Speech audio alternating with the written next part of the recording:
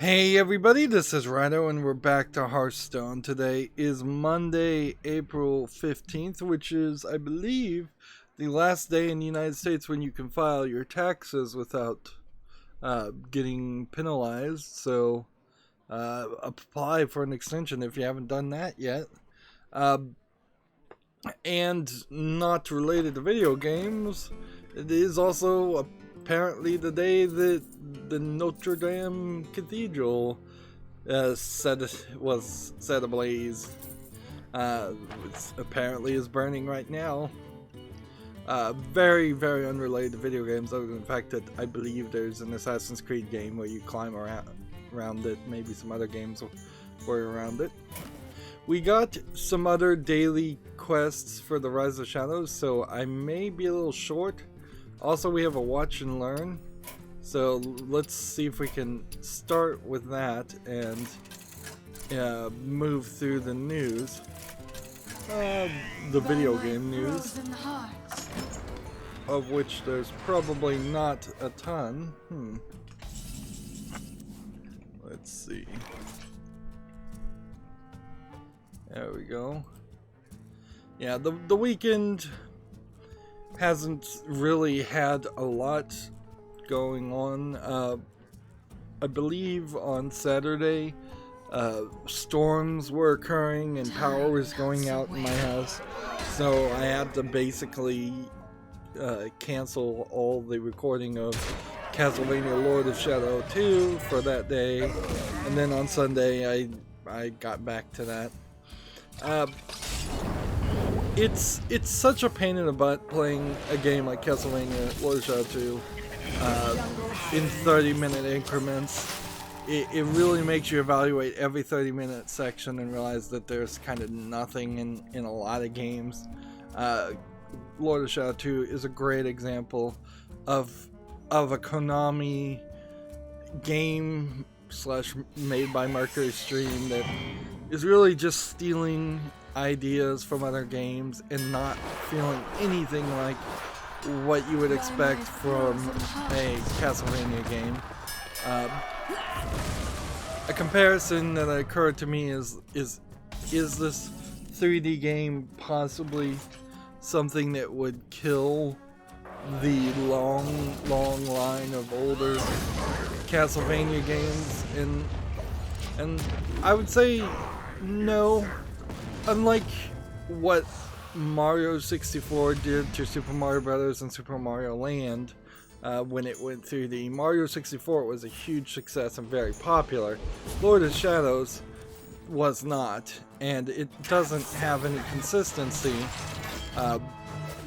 Super Mario 64 still has a ridiculous amount of platforming and jumping and climbing, and it's a very free range jumping and running, whereas Lord of Shadows are very narrow pathways. When you need to climb, there's very specific spots that you can climb, and only those specific spots.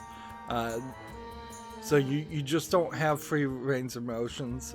There was a section where they put in co-op gameplay for no reason, and then thank goodness they got rid of that. Then pretty quick after that point, I ran into the female vampire Carmilla, who I don't know her story, so I really don't know enough about her to care about her as an enemy, but she tricks Dracula, who you're playing as, to drink her blood, which then corrupts your blood, and you have to purify your blood by defeating her and drinking the blood of your long dead wife. So you're now seeing visions not only of your long dead son, or your son who you turned into Alucard, but you're seeing him as a little boy, and you're seeing visions of your dead wife. So half of the game, all the part that's in the past is probably just visions and hallucinations. That would be the easiest way to explain it. And if the game comes out and really explains it any other way, then it's probably going to be a disappointing explanation. Loki here is doing really well, so I imagine he will win, which yay for that. Yeah, so the game is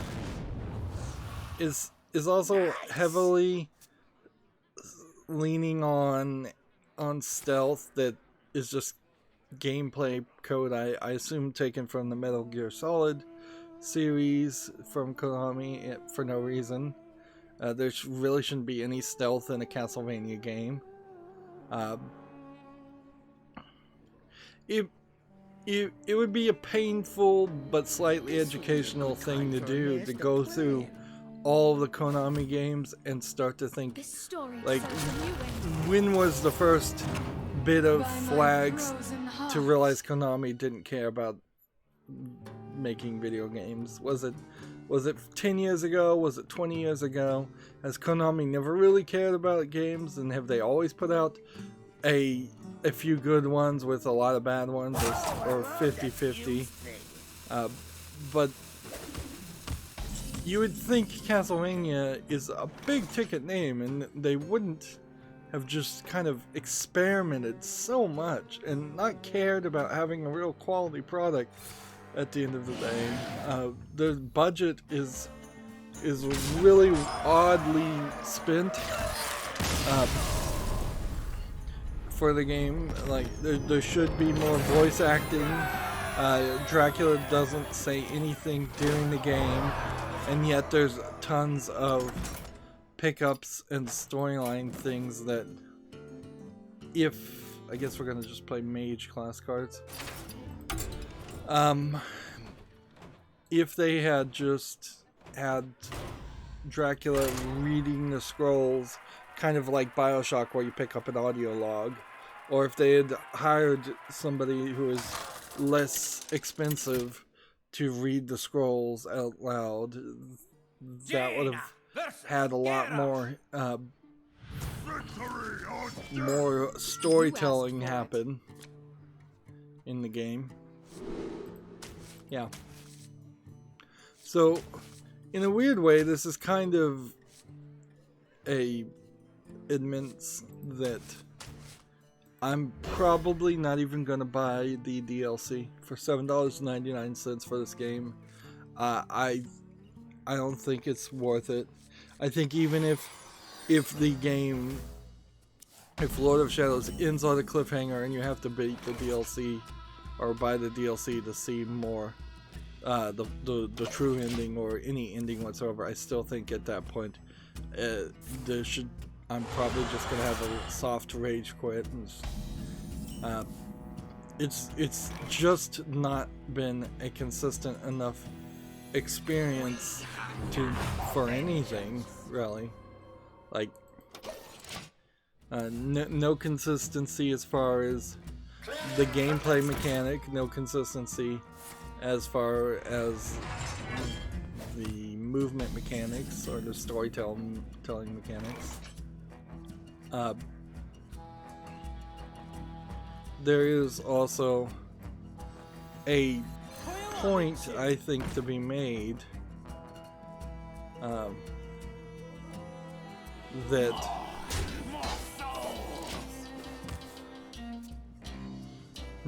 what was I gonna say?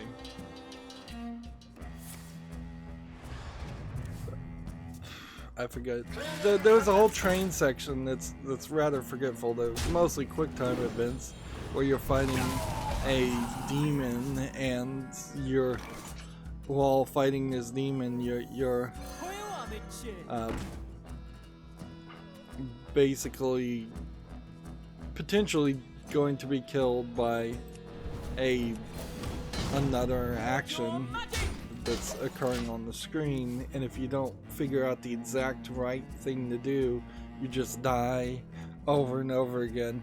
So it's a long, like 15-minute or more quick time event sequence, but they've taken out all the QuickTime events, but you still have to do certain events, so it's not just a long cutscene. It might have been better as a long cutscene,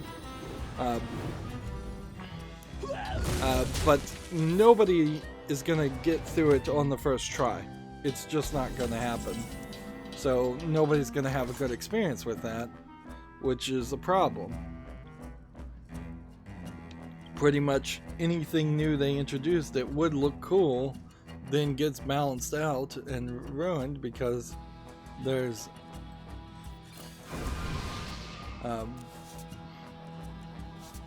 there is this issue.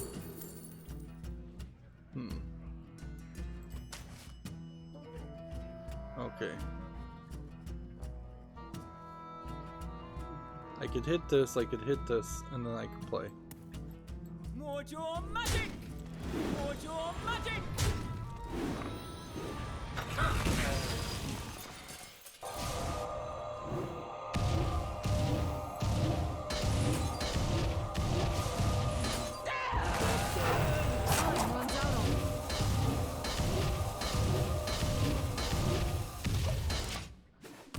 There we go.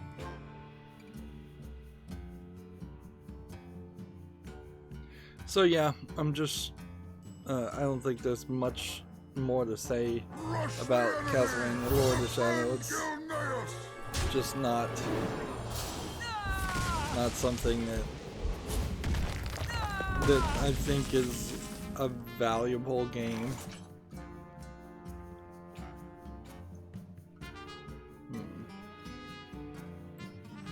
Science overwhelmed. Let's hit this. Job done. I'm still playing Destiny's Child, or Destiny Child. It's not Destiny's, it's Destiny. It's going fine. It does seem to have a bit of a lull to it where I think I can probably get it down to running only during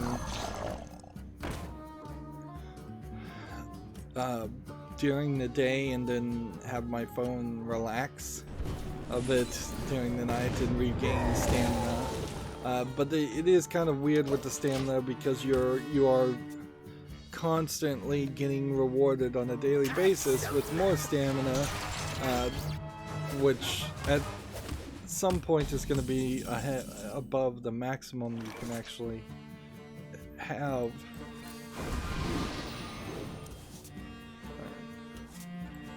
Someday I'll be just like you. Let's see. Well,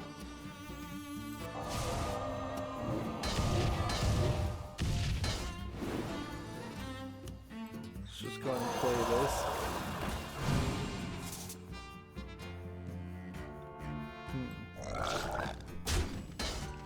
In the turn.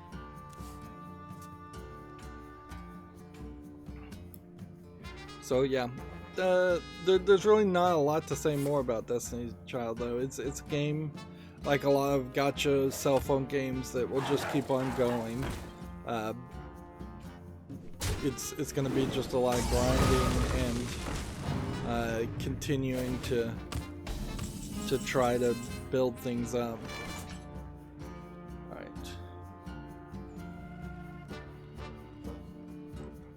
2 to all minions. Split between all enemies. 6 here. And then 5 here.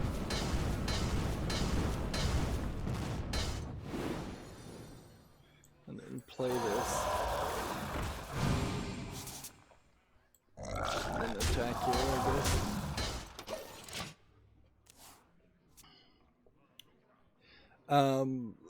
Clash Royale has updated, and with the new update they've added this path to victory that gives rewards as you level up from the lowest level to the highest level, which I, for a brief second there,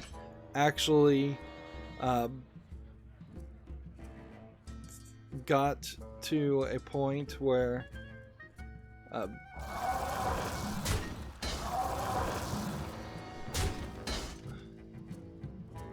let's see. For a brief second there, I got to legendary level 1.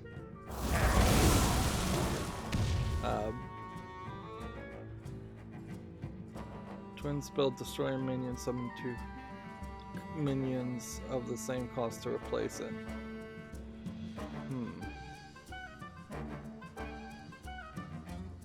Let's see, freeze a minion if it's frozen, deal 2 damage to it.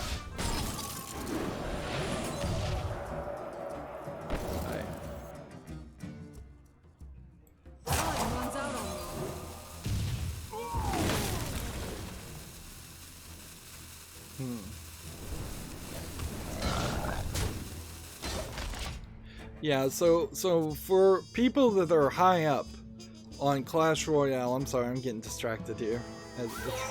It's one of those days. You're going to have to spend a good 15 minutes clicking all these rewards and catching all of them first, but after that point, you'll find yourself with a decent amount of gold and a decent amount of cards, although I would argue that a lot of those cards you're going to get are also going to be of a caliber that that you've already got the max level, so that's just going to end up giving you more gold. Like half of the rewards I got were for things that I already had the maximum amount. But I am approaching the point where I have nearly all of the common cards to their max amount. They're not upgraded, which costs gold, but they are at the total amount. They also introduced in Clash Royale a new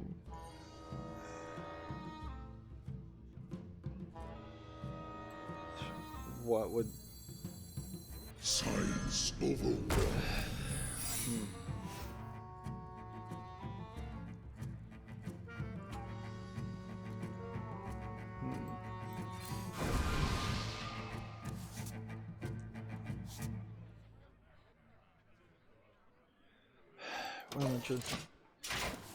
They introduced a new card called Earthquake. I'll try it out at some point, see if it is any good, but that's pretty much it. Same old for Clash Royale. The clan I run still is running into a lot of problems, which I assume are indicative of all people who play Clash Royale, where there's just a lot of people that get hyped into it, get interested in playing the game, and then they burn out after 2 or 3 weeks, which is not different from most. You require my assistance.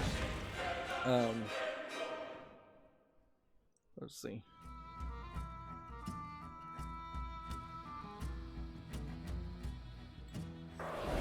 Freeze a minion.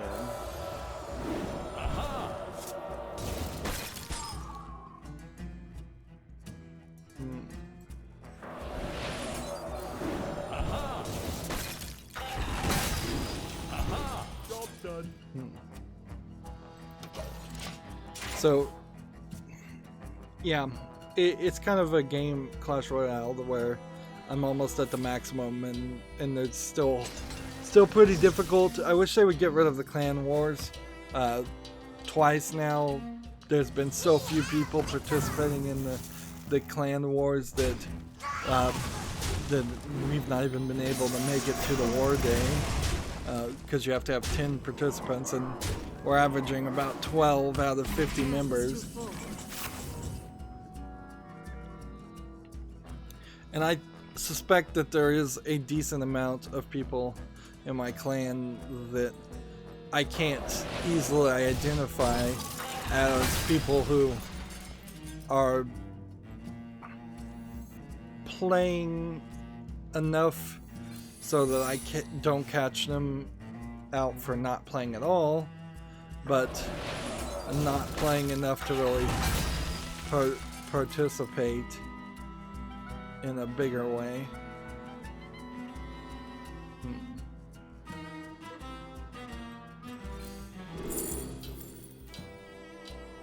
Let's see.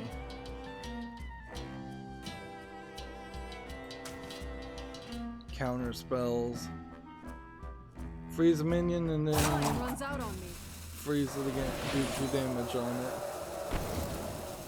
That's about all I can do. Job done. I might as well just cast spells though, because I'm gonna lose here. So we might as well just get the daily quest done and move forward. Today's not looking like a day where I'm gonna be bright-eyed and awake.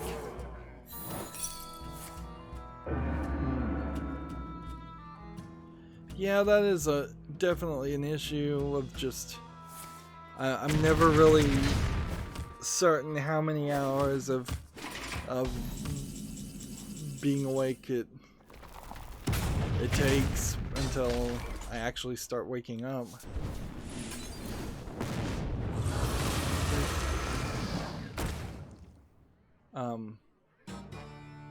I could try this card, I guess. You're good.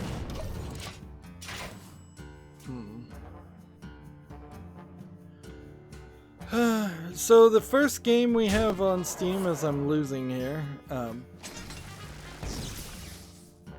is a game called Logical Now, which looks like it is a ball sorting game with a bunch of puzzles.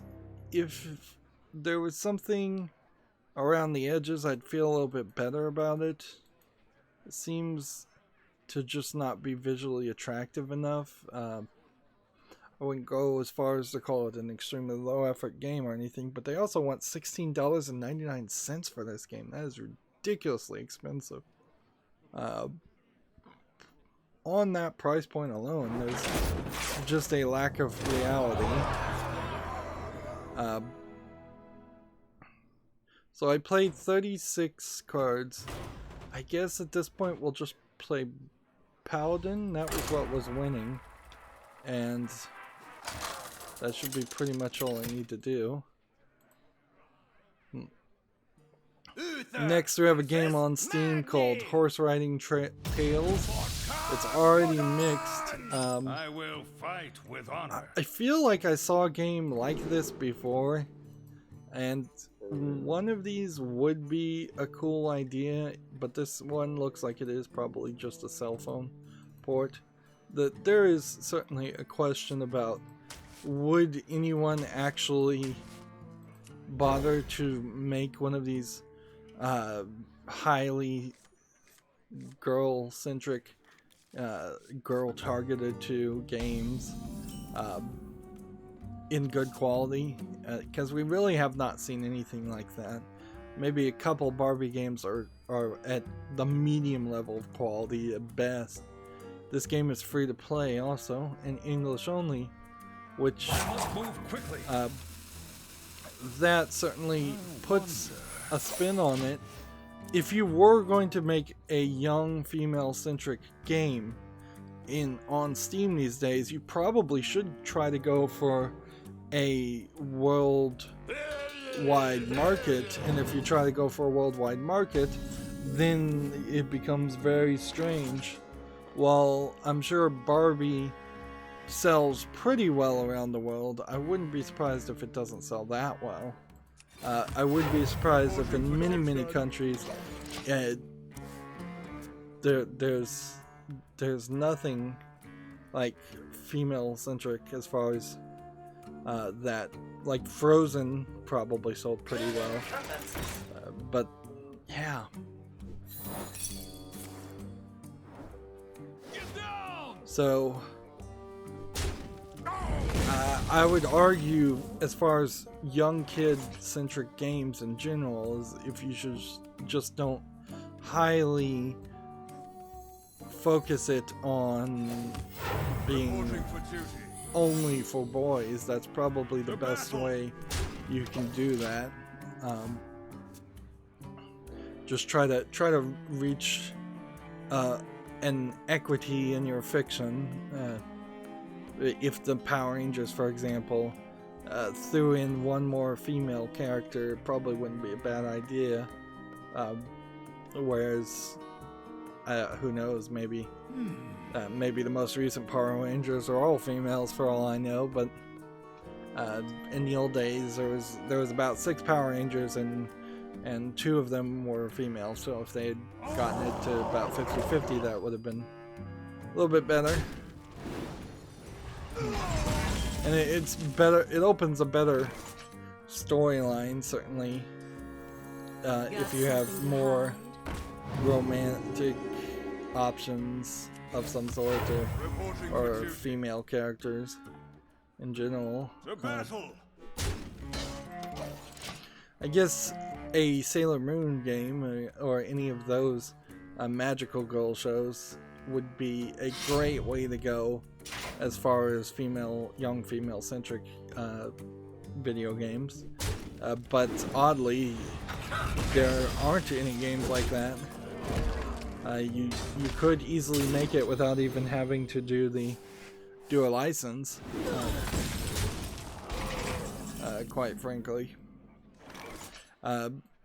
It's another example of really the fact that the investors, the people who are paying for games to be made, don't trust in the female video game market, and frankly, they may be right.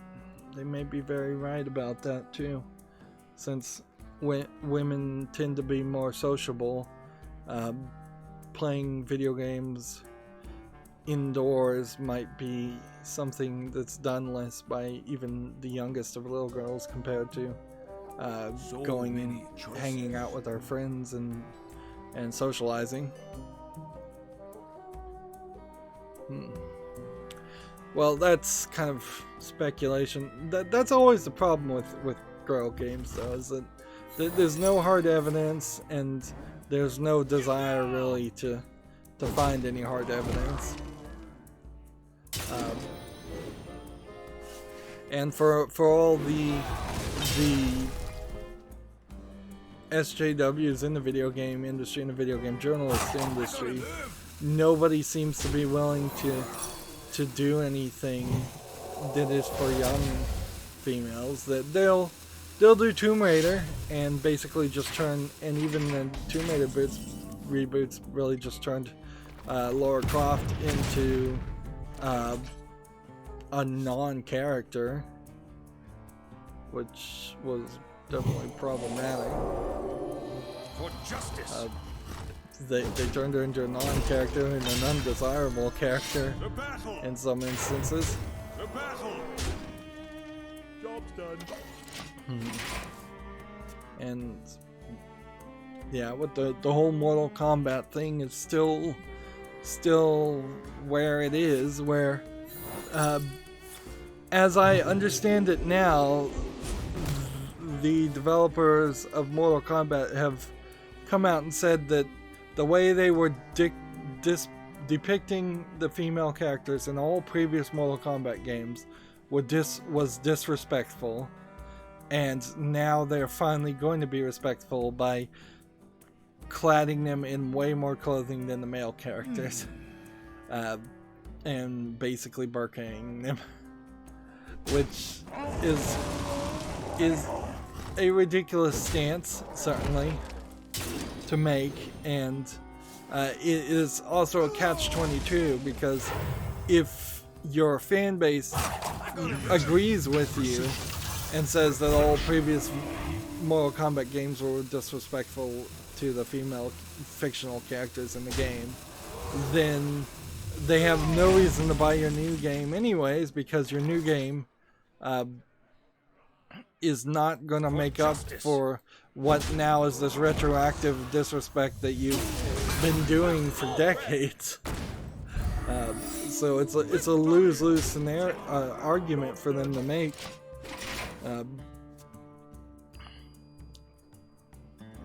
And yep, I guess for kids games in particular, it would be nice if Disney and Nickelodeon came back into the fold and started making a new generation of licensed games that were actually good. You could easily have Disney with Marvel make a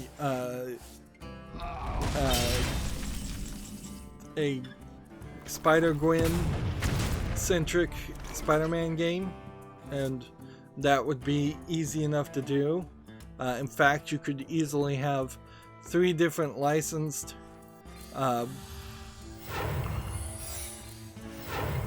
yeah, you could easily have like 3 different licensed Spider-Man games come out with a Peter Parker game, Miles Morales game. Peter Parker can be older or in his teenage, where Miles Morales can be younger, around 10. You could put out a Gwen Stacy game. You could even do like a Peter Parker game, and I imagine if you were going to make a mobile game, make the Peter Parker one the mobile game, and really expand that into the Spider-Verse cartoon, which was super popular, into something that's more popular, more acceptable. The Lego games still exist, and they're fine for either gender of little kids, but there is kind of a heavy influence in all of those licenses to not have very many female minifigs in the games. You have Lucy Wildstyle from the Lego Movie video games, but when you think about the Indiana Jones or the Star Wars Lego games, there's 1-2 female minifig characters you can play as, where compared to hundreds of male characters. I imagine that there is a pretty large number of Nickelodeon cartoons that I'm not aware of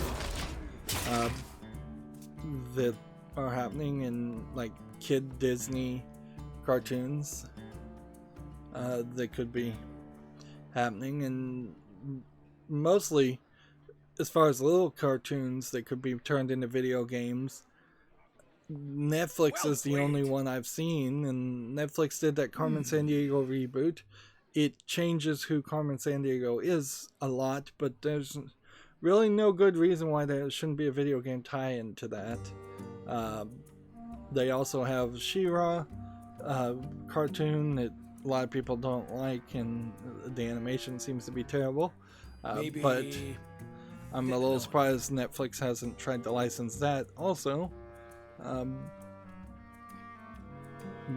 There's a dozen other things. The Star Wars Clone Wars. Why is there not any new Clone Wars games coming out? There's a lot of Star Wars that's getting stopped because of the EA exclusivity deal, which I believe happened before Disney owned Star Wars. So I think that's actually a Lucasfilm, LucasArts. That's a George Lucas thing, not. But I could be wrong about that. For justice.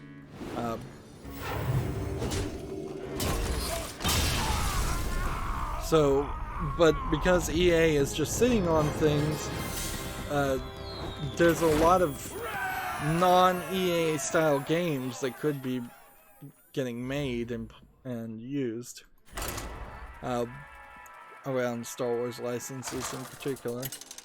Like, it's really, really crazy that they introduced Episode 7 and Rey as the new heroine of the series, and there's not a single game except for the Lego Star Wars The Force Awakens video game that there's nothing else that stars her, and that's really, really silly.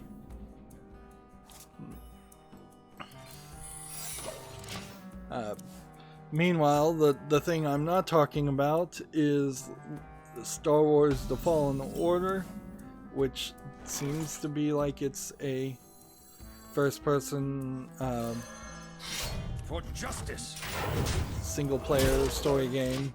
They put out announcements that it won't have any. It'll be single player only with no multiplayer, no microtransactions, none of the things that EA is infamous for putting in the games and ruining them.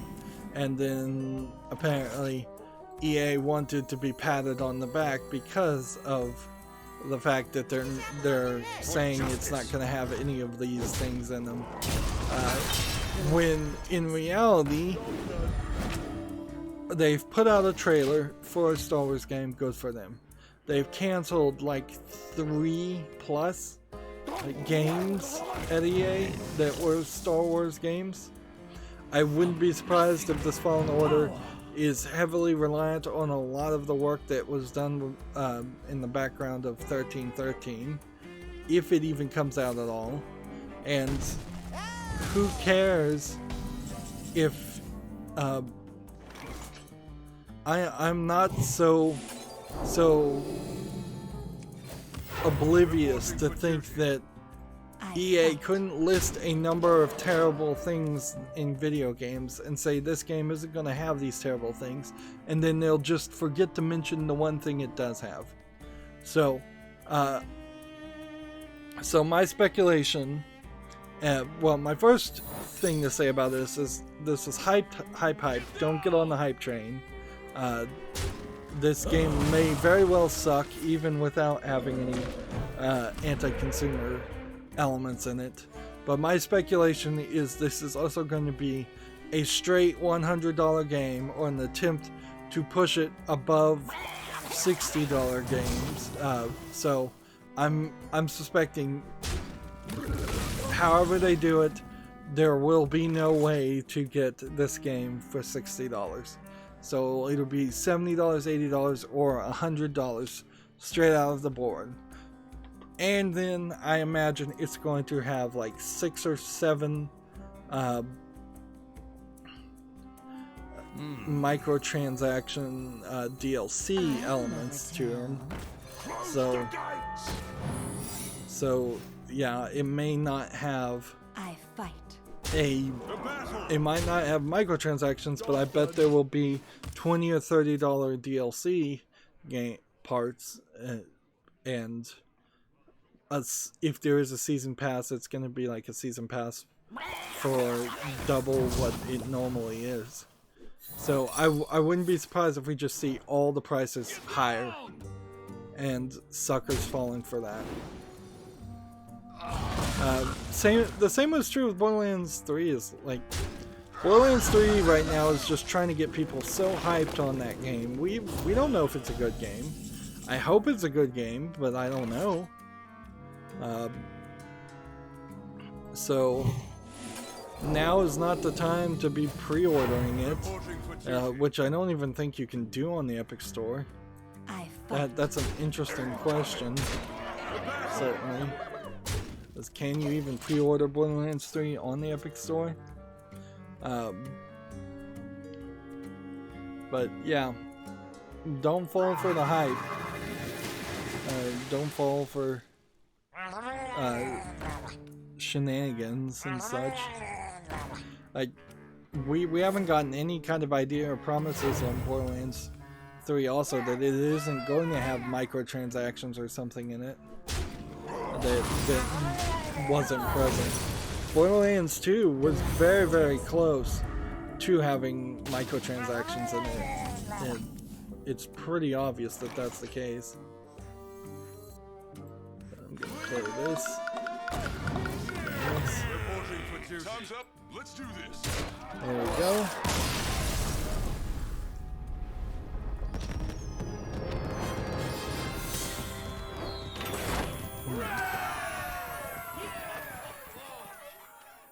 Well, that didn't feel like we played very many cards. Next, we have a game on Steam called Onslaught Armored Arsenal. It looks like a fly-around space fighting game. Not something that interests me. Early access for $4.49 discounted. English only. Let's Malfurion. see. Must protect the wild. Why am I on I Reddit? will fight with honor.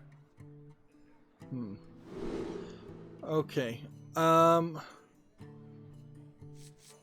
So,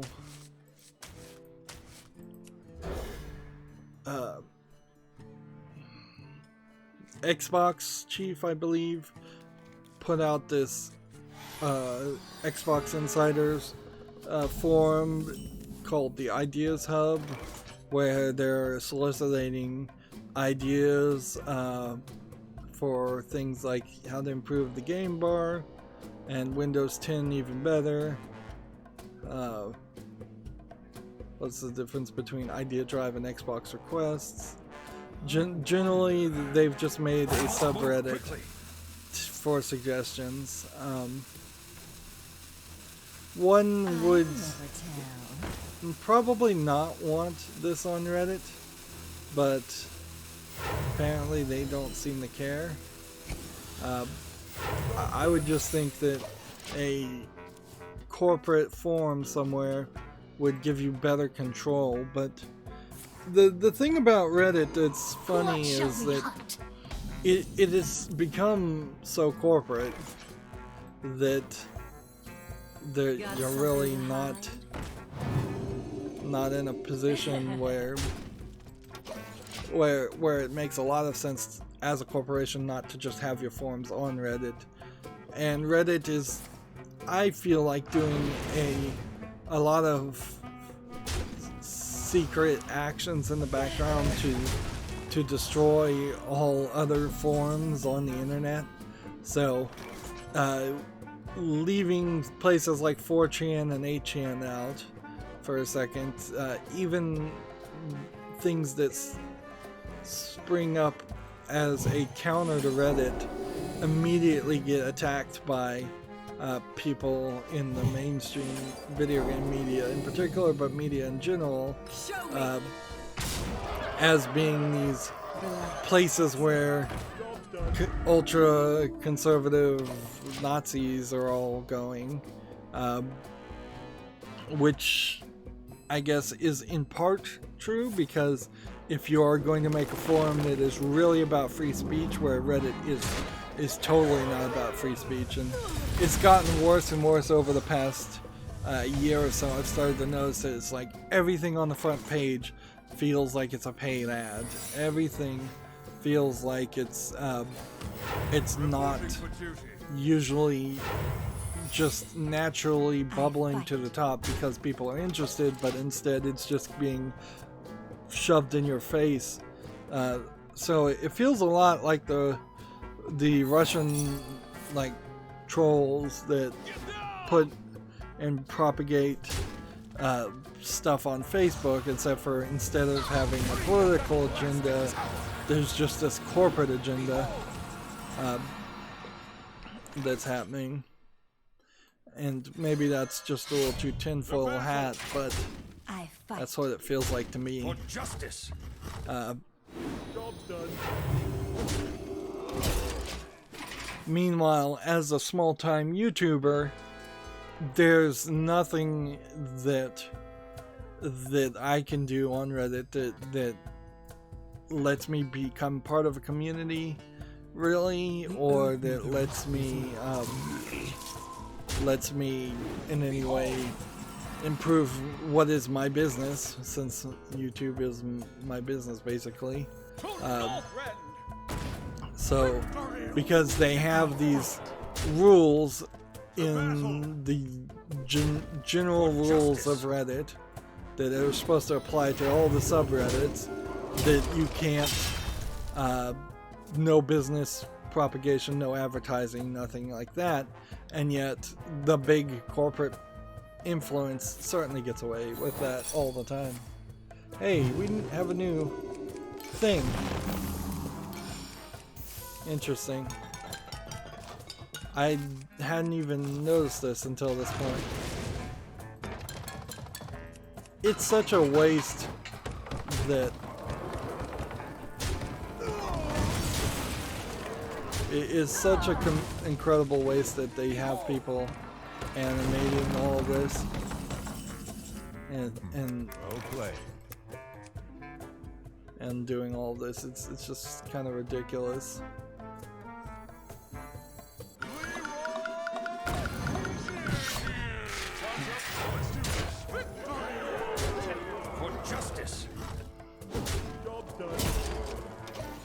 go.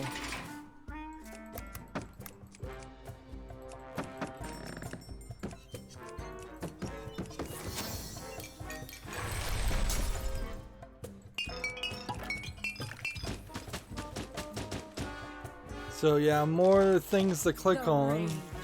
It claims me.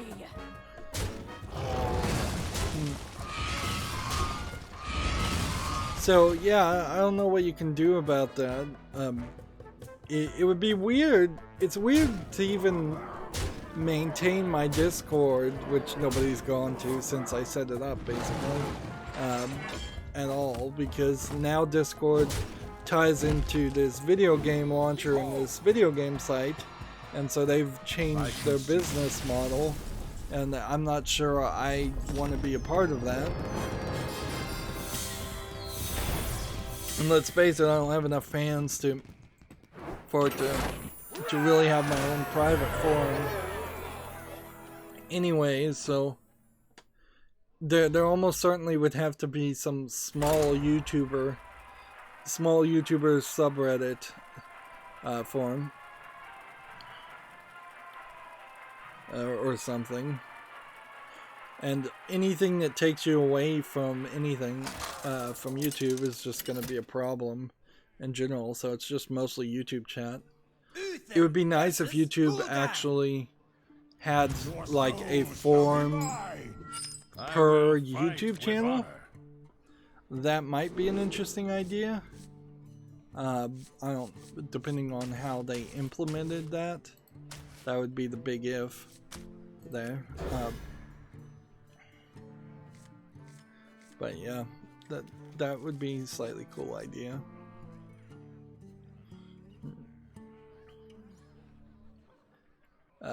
Even things like Subscribestar. I heard someone complaining about how if you're watching on mobile and you have to click the Subscribestar link, then it just takes you away from the YouTube app and thus gets you less watch time and makes it too much of a hassle.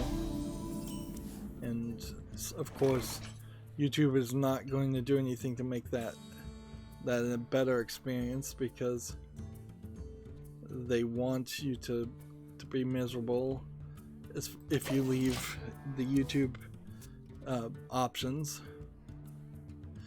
Moving on, though, we have a game on Steam called Over My Dead Pixels. It looks like a top-down, asteroid clone. Nothing here interesting. $3.99 discounted. Apple on your head.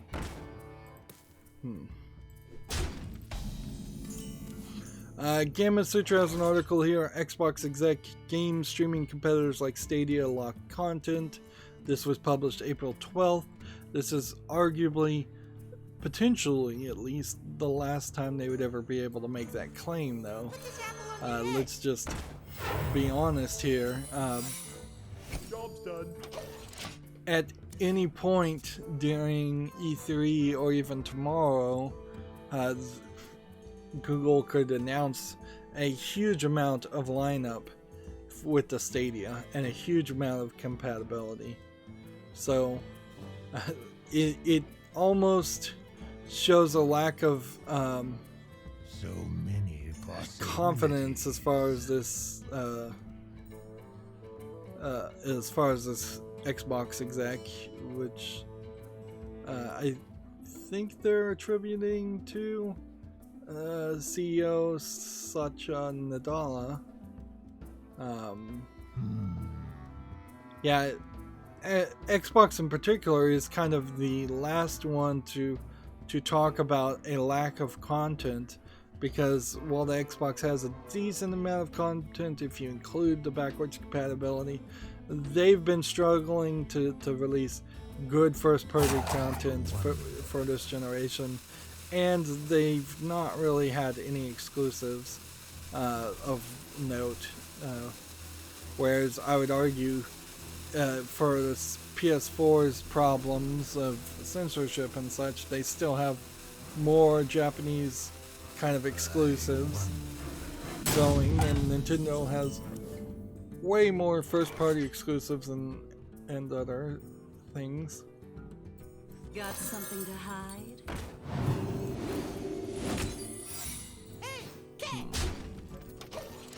Almost out of time. Moving on, this story is quite ridiculous.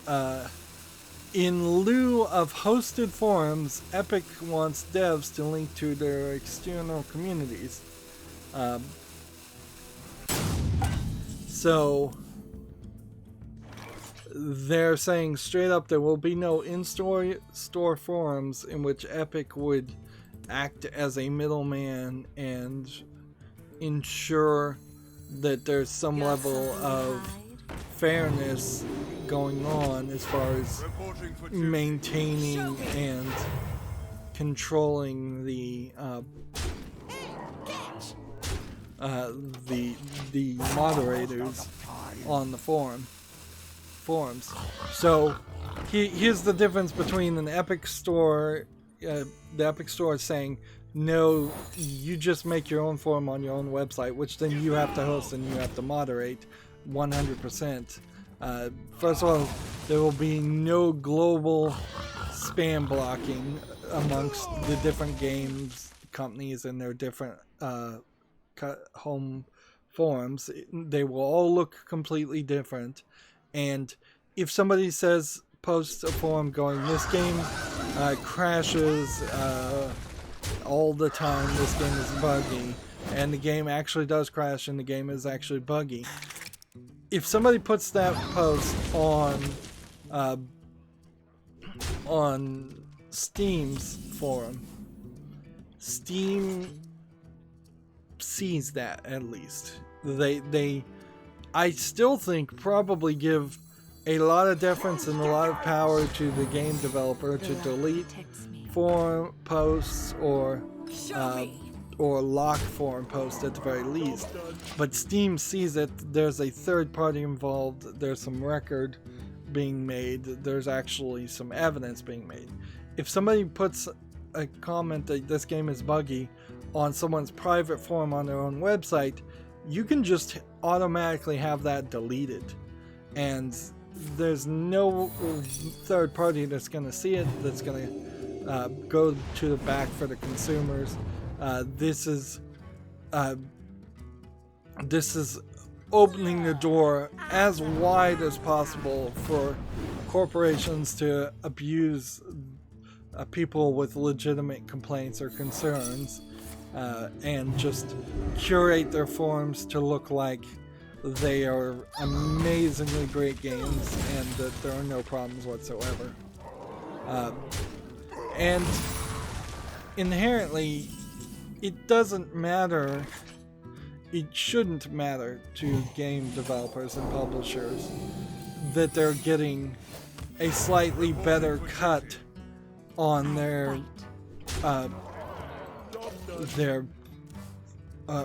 slightly better cut from the Epic Store if the Epic Store is not offering the features that consumers demand and should demand to shop in that storefront. Amazon.com, Walmart.com, any place where most people shop has forums and posts and questions and answers and things like that. There's actually quite a lot that can be helpful for.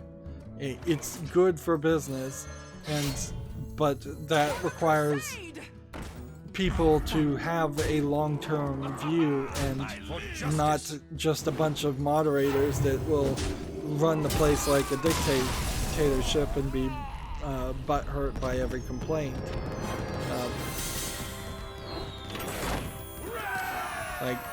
It's just bad customer service. It is just terrible customer service that the Epic Store is encouraging by letting these video game companies run their own forums. And just think about Borderlands 3. Borderlands 3 is going to link to Gearbox's own forums.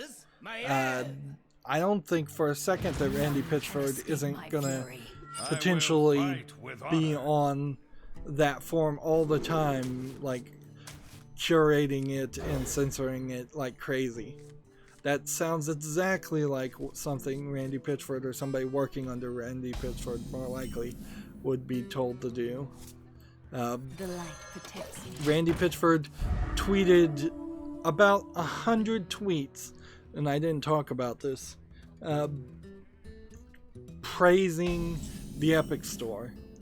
So if he has like any investment in the Epic Store, he potentially is committing non-disclosure fraud, which wouldn't be the first time that he's potentially failed to disclose something he was invested in. So somebody should probably investigate that, somebody with actual resources besides me.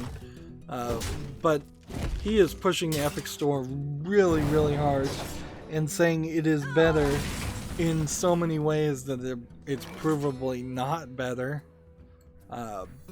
It's rather a ridiculous situation that he's going on, and rant that he's going on, when really you should just be quiet.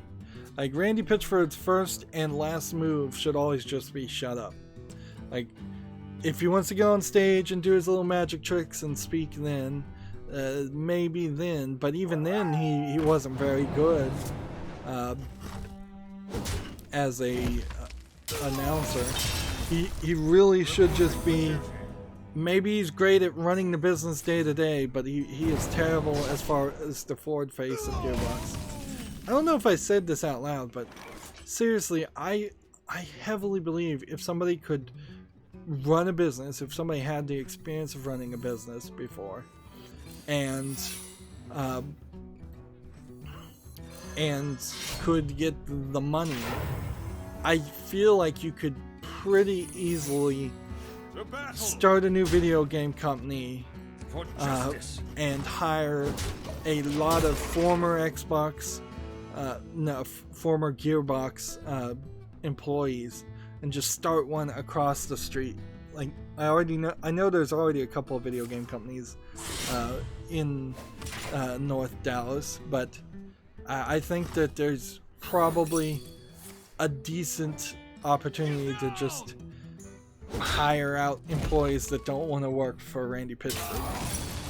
And I don't know if you're going to make something sort of like Borderlands that's a looter shooter.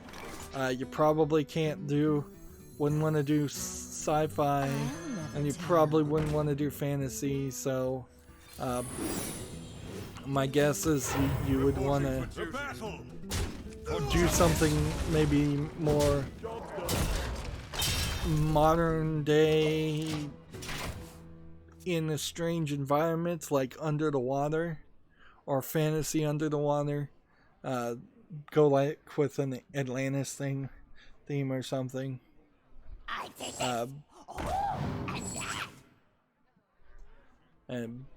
But yeah, I think you probably also want to get away from just making a looter shooter, but also you probably need to have a competitor and sell it as this is the spiritual successor of Borderlands, from people who created Borderlands. I imagine a lot of them, the employees, are in part being pushed to work on something Duke Nukem, and they probably don't want to work on Duke Nukem because that's just a road to failure.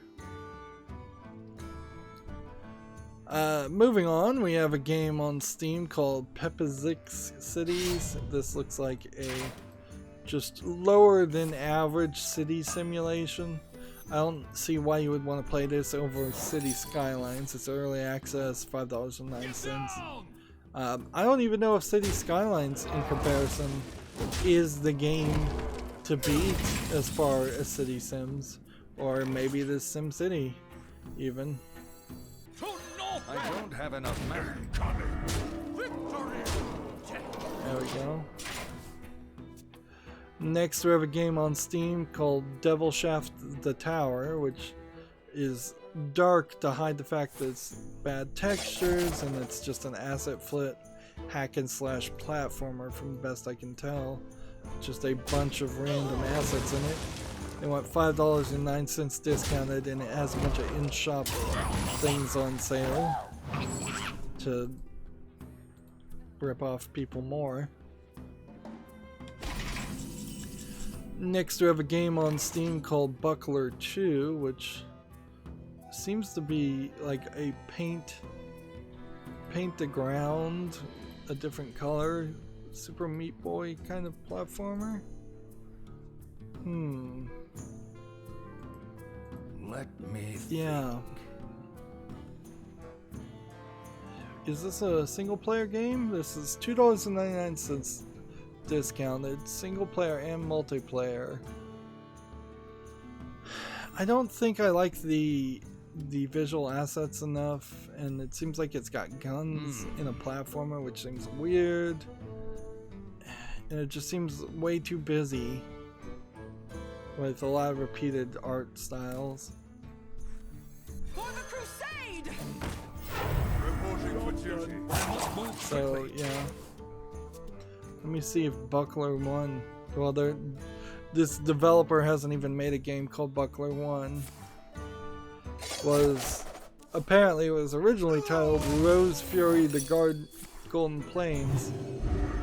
So they've changed the name for some reason. That still doesn't really explain the number 2 in the title. Yeah, just nothing there. Just need to do 2 more damage. Alright.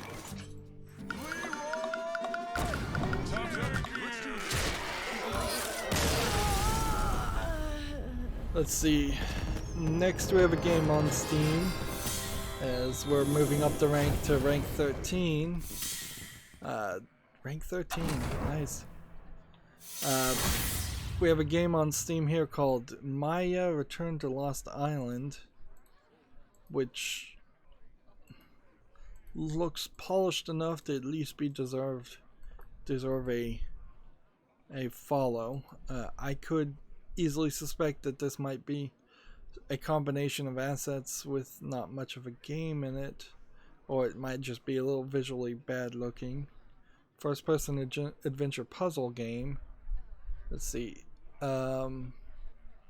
There's a Black Cube series. So is this the 3rd game in a series?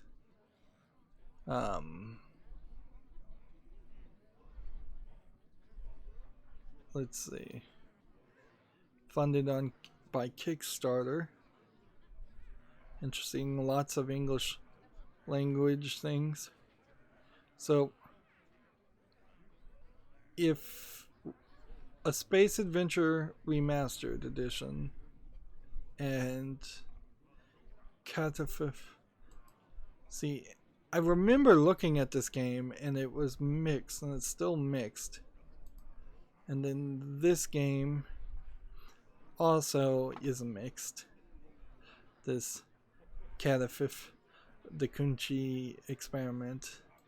It seems like they are getting better at making open world 3D puzzle games, but they're kind of still not there.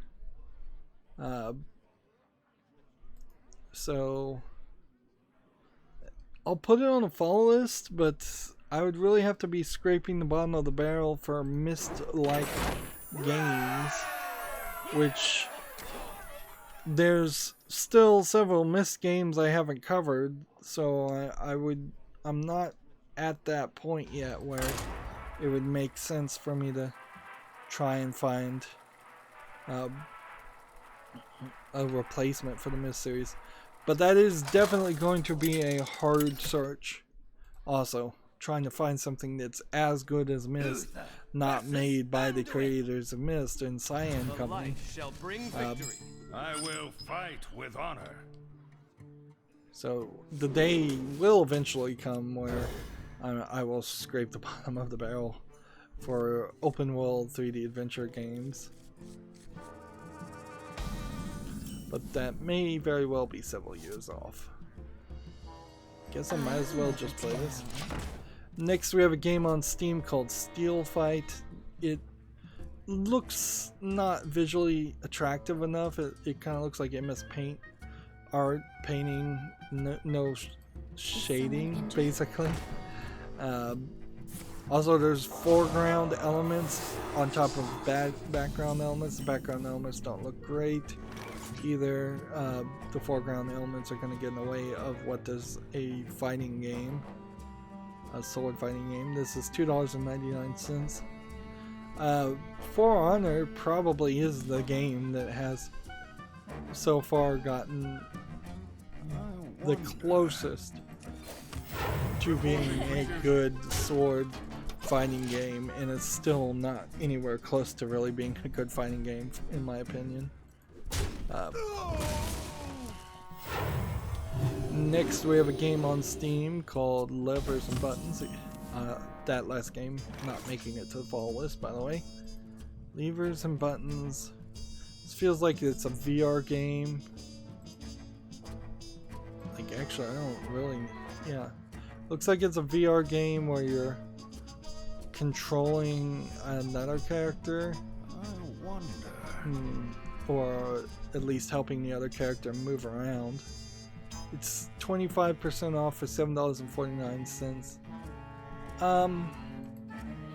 I think this is like a terrible making it blatantly obvious the problems of VR. Because you're not playing the game, instead you're just hitting a bunch of levers and buttons to let somebody else play a game.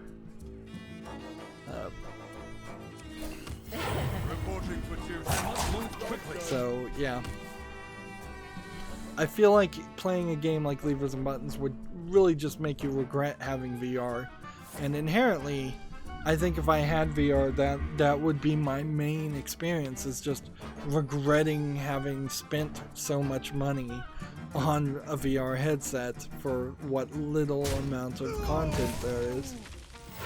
Frankly, even if I bought like a Xbox One at this point, I probably would regret having purchased that for the lack of games that I'd actually be playing on the Xbox One. Same is true for the PS4. Not so true with the Switch. I think I could probably find games that are Nintendo exclusives that would justify a Switch at this point. Next we have a game on Steam called Big Boot Baseball, which seems more like kickball to me, but whatever. It doesn't look like it's animated very well, and it requires a controller for $7.99. This is clearly a asset flip game more than anything else, because they clearly didn't make this house, they clearly didn't make the yard, they clearly didn't make the people or the balls, and none of it connects.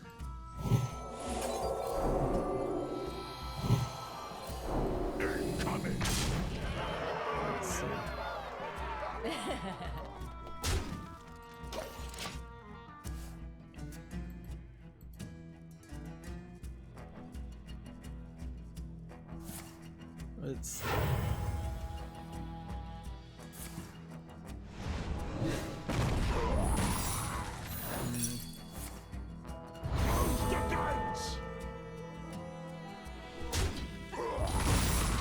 Let's see.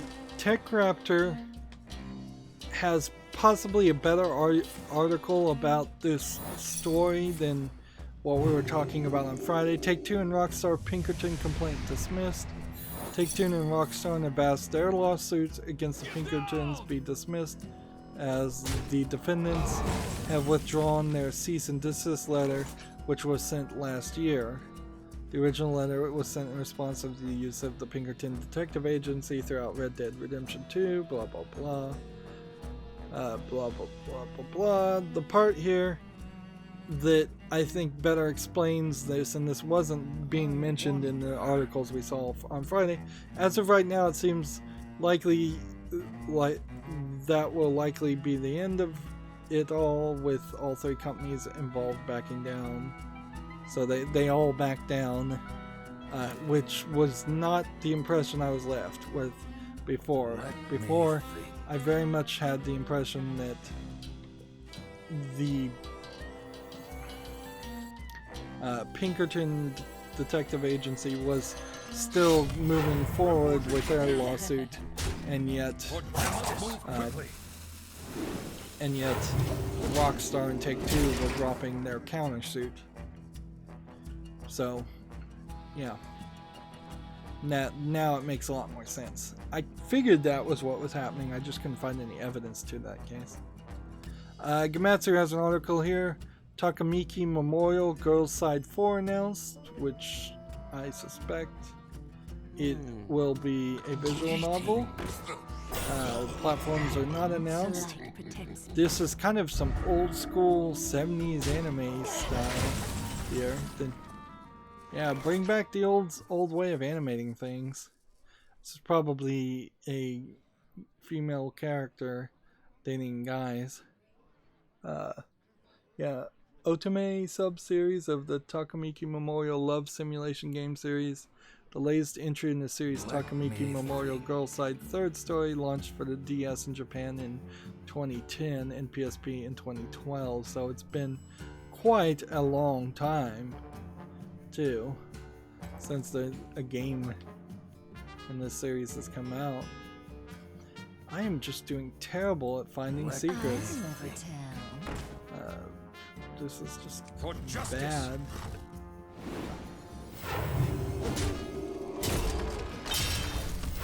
So bad. The battle. I must move quickly. Job's done. And I can already see the end of the line as far as the news today, so I don't think we're going to be doing a lot of news. We may not even really get all of the data quests done on screen. I may just play off screen and save my voice up. Next we have a game called Infinitely Up 2, which is one of these physics games where you're just trying to build tall and taller towers with oddly shaped shapes. 59 cents discounted. How many achievements does this have? 6 achievements, so it might be an achievement game with a small amount of achievements. That is kind of a quick catch-22 statement though, so at this point I probably should stop saying it. Got something to hide. Got something to hide. And this. There's Reporting for duty. For justice. this. Job's done. GameIndustry.biz has an article here. Apple invested a reported $500 million in its arcade partnerships. Financial Times sources revealed the high price of the Apple Arcade subscription service. So, yeah, I would highly suspect Google has not spent $500 million getting Stadia up and going.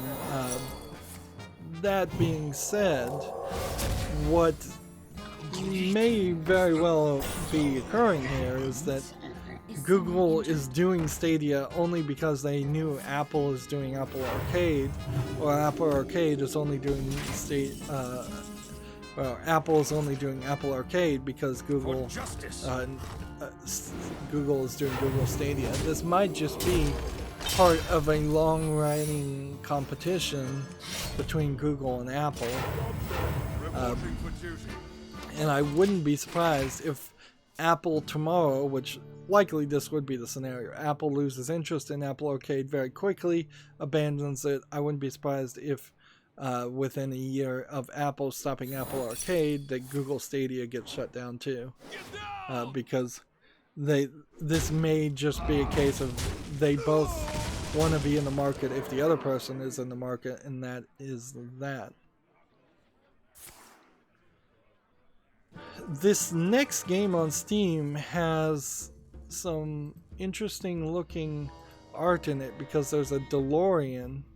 It seems like this is probably a low effort asset flip game that is set in the different settings of Back to the Future. And so they're kind of like, here is Doc Brown in general, there's the DeLorean. So this is one of those, it feels like it's a game that's definitely not only stealing intellectual property from the Back to the Future TV series, but just doing a low effort asset flip game. They want $14.99. I almost want to put this on the fall list just to watch this game, but you know what? That would be silly to fall for that as a shenanigan way of getting people interested in games. New game. I should have hit that first if I was gonna. Move quickly. Let's see. Gamatsu has an article over here. Vane is coming to the PC. Due out soon via Steam. Vane, which first launched for the PlayStation 4 on December 18th, is coming to PC soon from Friendo Fro Games. Let's see. Do they have a link to the Steam page so we could see more about it? Is Vane the one where you turn into birds? Yes, this is the game that you turn into birds. I don't think too many people were super hot on this game. It looked interesting, but I don't think it played very well. So I'm going to put this on the fall list, but there's a decent chance that whoever buys it will review it poorly. People certainly were slightly excited. I think part of the problem, though, that comes from Vane is that it wasn't advertised. It's a self-published game, and it just wasn't pushed or advertised well enough. And see, unfortunately, this is going to be a long day of playing Hearthstone for me, because each of my accounts has play 100 of cards, which is just going to drag out the experience quite a bit. And basically all we're looking for is epics and legendaries. There is a possibility in some of the other expansions there are some rares or commons I don't have, but I think particularly on my main account I've just crafted every rare and common card that exists.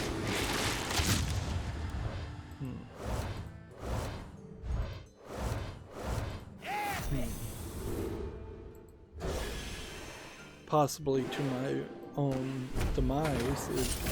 It may have been a mistake, because if I crafted all the rare and common cards now, that means I also have basically every rare and common card in the wild sets also. So I potentially, over a very long period of time, wasted a lot of dust. Yeah, even one of the epics that we had was duplicates.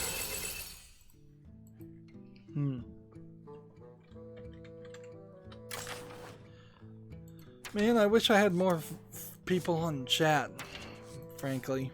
It would be nice to just go, hey, how's your day going? What's going on in your life? Stuff like that. I don't want people to give me personal information, but it would be cool if there was something that they could generally talk about. It's like, hey, we're doing a pie bake where I'm working on this cool computer program. I'm going through school and it sucks. Or I'm loving this class. Just, any kind of external stimulus at all might be interesting. Particularly if it was a fan that I could show some interest in and be and be kind of cool about something not video game related, and a lot of times too, because a lot of the video game news, it's just like, okay, this is another game has been announced. We need to know this information, sure, but it gets repetitive. Destroy 25 minions, get 3 with the druid or rogue, play 100. Only really have to do a couple of these. Let's try the druid. Yeah, I guess I really don't know which way I would want to go with that as far as the chat. Like, probably should do something like that. Malfurion versus Anduin. The light shall bring victory. I must protect the So, wild. it was retweeted by some of the people who work on the RetroArch running retro games on things like the PS Vita and the Switch here. The Nintendo Switch content was claimed, and the video was blocked in all countries, allegedly by Nintendo. This is your dispute wasn't approved, so you tried to dispute it. This is a copyright claim. I believe this is probably what you get if it's a manual or an automatic copyright claim. So Nintendo is claiming something in this part, in this video here, was copyright infringing. Now, was it music? Was it video images? Like, Nintendo is one of the most notorious. Nintendo of Japan is one of the most notorious abusers of the American copyright law, applying Japanese copyright law concepts that don't apply. So I kind of feel like this is an invalid claim. Now, Google has, YouTube and Google have said that they're going to work to show you the exact seconds and force all people who claim copyright on things to start saying, you need to tell us the exact real time that you think there's an infringement on, so that the person can edit the video out so the claim can be resolved in a more satisfactory way. In a case like this, where the video is being blocked in all countries, this is clearly an effort to silence the video and show and hide the fact that, yes, for some Switches you can hack them and play old ROMs instead of going through the Nintendo's e-service, which is too expensive and not offering a good selection of games as of so far. Because if Nintendo just wanted to claim the copyright and take the money, they could have done that. Now, it is slightly questionable why the homebrew programmer is monetizing his videos, but I mean, he's probably only making any money through monetizing videos and Patreon and things like that. But yeah, this is certainly, he was right in the target of Nintendo. This is the number one thing Nintendo does not want to have happen. Remember, Love ROMs was shut down about a year ago, and other websites that were specifically long-running, well-known to have links to hosting sites or information about ROMs from Nintendo. So, small bit of side news there for the retro community. It's totally possible that you could make a video like that, and I'm not claiming that video is like this, where it showed off running an emulator on the Nintendo Switch, showed zero images or sound effects owned by Nintendo, and then showed off the emulator running an open source ROM that Nintendo doesn't have any claims for. That is totally possible as a way to make a video like that. Does that mean that's what that video was? Probably not. I imagine there is a icon somewhere of Mario, and they'll claim that they own the trademark or the likenesses of every image of Mario ever. And so, yeah, Someone injured? that's where it's really gonna fall apart as an argument to try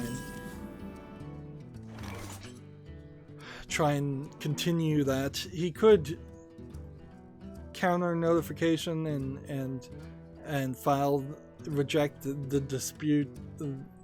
He can reject the rejection basically of the dispute, but at that point he gets a copyright strike, and nobody is willing to go to the length of getting a copyright strike on their video and fight it potentially in court, because YouTube has made it completely unfair.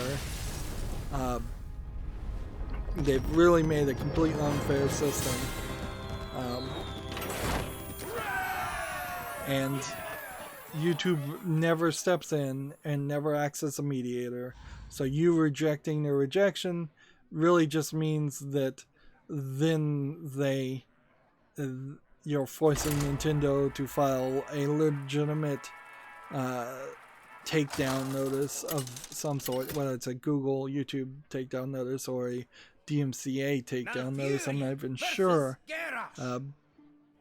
which then instantly gives you a copyright strike. I must protect the wild. And nobody wants to do that. Like, the instant punishment in any system is a lack of fairness and a lack of due process. Of you've been accused of something, therefore you're instantly punished, you're instantly thrown in jail. That's why, for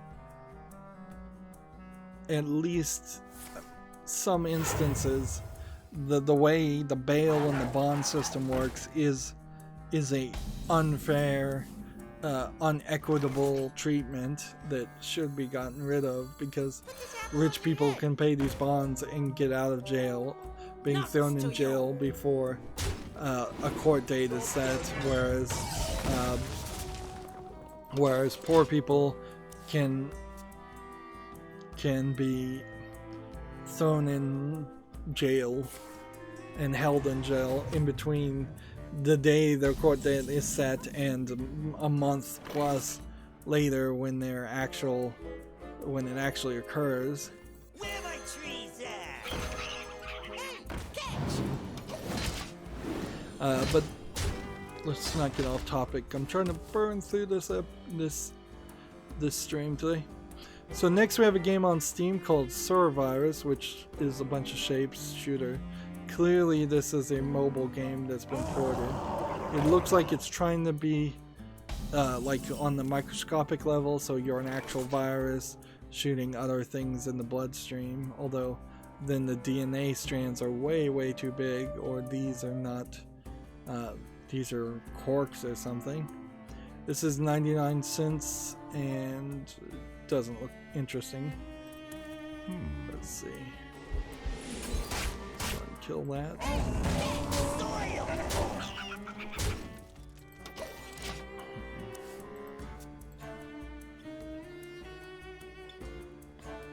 Next we have a game on Steam that is a bunch of Asian characters in the name, although the thumbnail here says Sim Empire, and it looks kind of like an Age of Empires sim game clone. It doesn't look bad at all, but it's already rated mostly negative.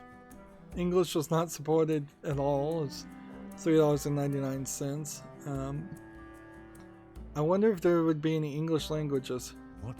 A non-Chinese speaker, and I'm struggling a bit with the lack of English language, but here's like a positive review in English for a mostly negative game, so I would discount that. This is a massive multiplayer game, also for $3.99. So I would say that that feels like a cheap Chinese game at the very least, if not a straight up just clone slash stealing of ideas of Ages of Empires. There hasn't been an Age of Empire game for about a year, I think. There may have been an Age of Empire about a year ago, so that's not extremely long. Next we have a game on Steam here. It's called Twinkle Star, and there's a bunch of Asian characters. I imagine this is a VR rhythm game where you're waving. Where's my mouse? Yeah, there's so much flashing on the screen. Yeah, you're waving and moving along as the anime VR idols are dancing around in the background. This would be very, very hard to follow visually. They requires VR, and it's 99 cents. That is really, really cheap. That being said, if I was in VR, would I want to do this, or would I just want to do Beat Saber? Because this is basically Beat Saber with anime girls in the background, and it probably doesn't have much of a selection as far as music songs. I'm gonna put this on the fall list just because, you know, it would be decent for a it would be decent for a Earth Mother was busy. a 30-minute spotlight, and that's about it. But I can't really suggest anybody buy it. Next we have a game on Steam called Anwin the Other World. It says it's an abstract stealth strategy game of tension and relief across a series of mysterious procedural islands.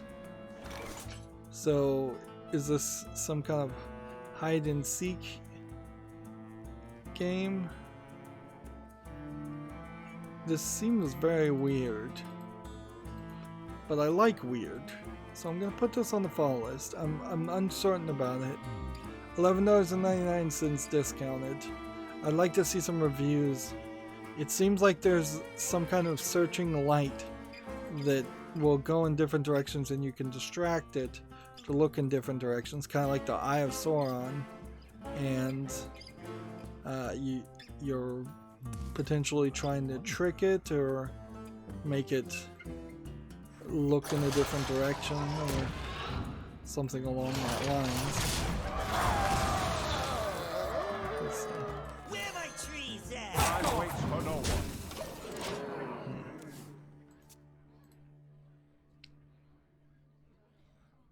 Next we have a game on Steam called Franchise Wars, which seems to be a very small kind of mobile game, turn-based placement.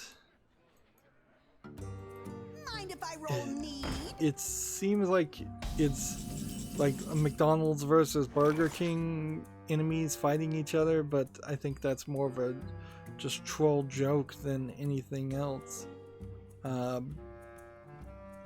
This is $1.99. I don't see anything here that makes that look interesting to play.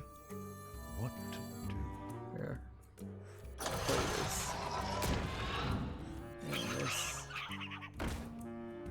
And are we ready for this? No, I don't think so.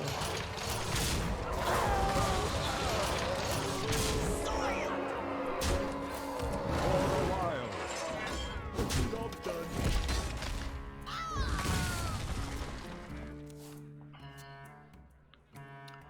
Let's see. Next we have a game on Steam called Solitaire Bliss Collection, which seems to probably be a collection of all the Solitaire games, which is not a bad idea, frankly. I have not actually seen anything. Tabletop Simulator, of course you could play all the Solitaire games, and this really probably is just a mobile port. I'm not going to deny that. but having all the solitaire games in one place makes sense. That being said, paying $24.99 for over 100 solitaire games is asking quite a lot, and you're not really going to run into any specialization here. In comparison, Tabletop Simulator is $19.99. So you'd be paying more for 100 solitaire games with not great graphics and not really something worth it.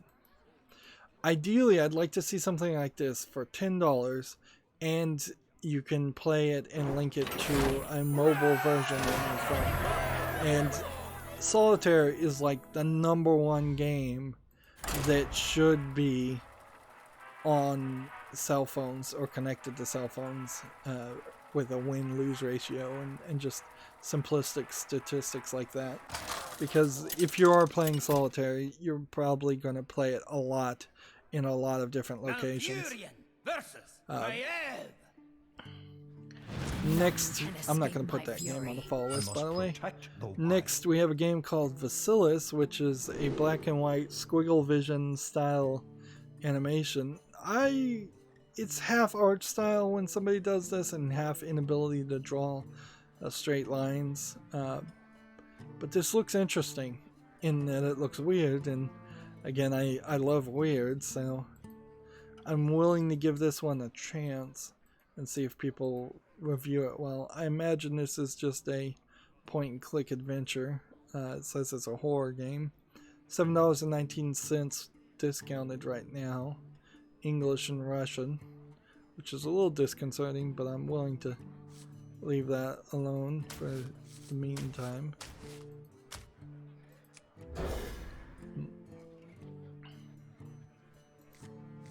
So I'll put that one on the follow list.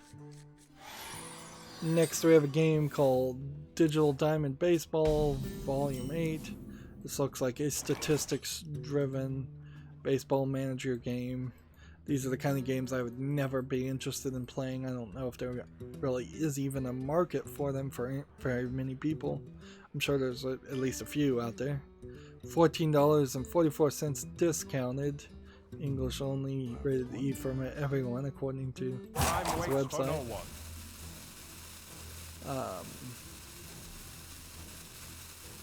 Let's just end the turn here.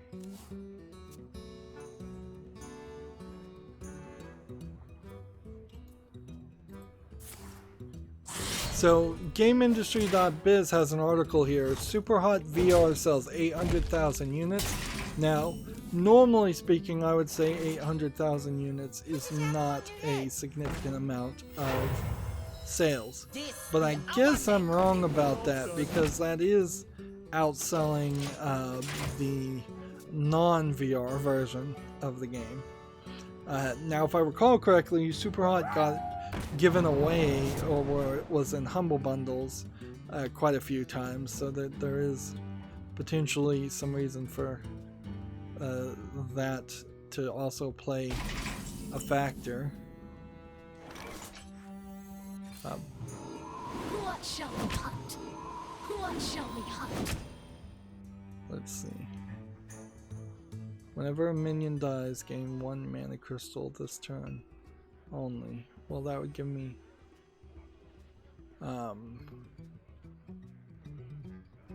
2 mana crystals, which really wouldn't do anything, so not yet. So yeah, Superhot VR sells 800,000. Apparently 800,000, less than 1 million, is a big number for VR, which really goes to show that VR does not have enough of a market, frankly. So 800,000, let's say Superhot was $25, then you're talking about 2 million, I guess. Yeah, about or exactly $2 million in gross income made on Super Hot VR. That does not feel like enough to me. Maybe I'm wrong.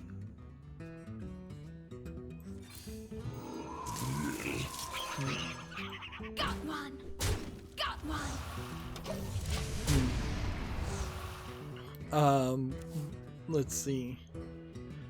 GameIndustry.biz also mentions the threshold was mostly recently crossed by Beat Saber back in March, which was one of the first VR games to reach $1 million sales as far as the reported numbers go.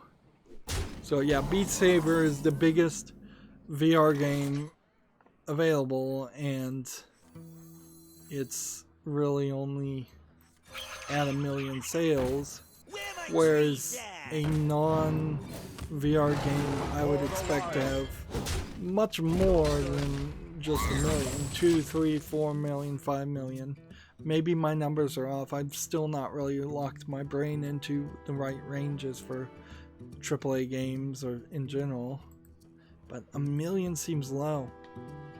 When you have 7 billion plus people on the planet, if you cut that down to even 10% of the 7 billion are capable financially or in some other way to play games, you still have 700 million potential customers of video games. If you cut that down to a half, you're like 350 million potential customers. Cut it again, you have 125 million. Just trying to get anywhere close to 1 million in sales is really, really hard. There's basically no way to get down to that number other to make an admittance that the vast majority of people around the world don't play video games or purchase a single video game at all, which is probably the case. There's just so much variety there. I would like to know what the total player base of video game consumers is. Is it really only maybe 100 million? And then that 100 million is split into different groupings of 50 different styles of players. That wouldn't make sense. I doubt there are 50 different styles of players out there. I think there's probably puzzle players, niche industries out there that would make up maybe 20 different styles of players. But then the vast majority, like half of the people who play video games are probably gamer bros that will play first-person shooters. For as much as first-person shooters exist.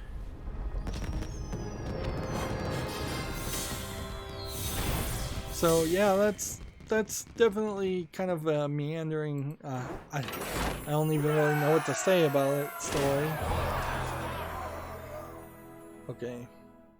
We're still winning with the druid, so I'm just gonna stick with the druid until we get at least one more daily quest done, and then I may make it to the Asian account and play a little, but I may just show off what needs to be done off screen. GameIndustry.biz has another story. CCP says China will be EVE Online's biggest market in 2 years. I don't know if there's anything else to really say there.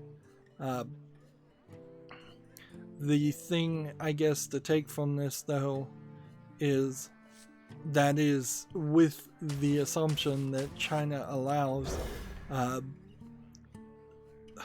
EVE Online to be played in China, which is a big question, in particular for EVE Online, since there's a lot of money in EVE Online and kind of the feeling like you're gambling if you're not actually gambling, because of the way ships can actually be destroyed in EVE Online, and then you have to pay money to start a new character. It's really not a 100% free-to-play game. But yeah, They think it's gonna be big time, and they may not be wrong. Next we have a game on Steam here called Interpoint, which looks like it's a adventure horror game. I'm seeing textures, I see a shadow, interesting.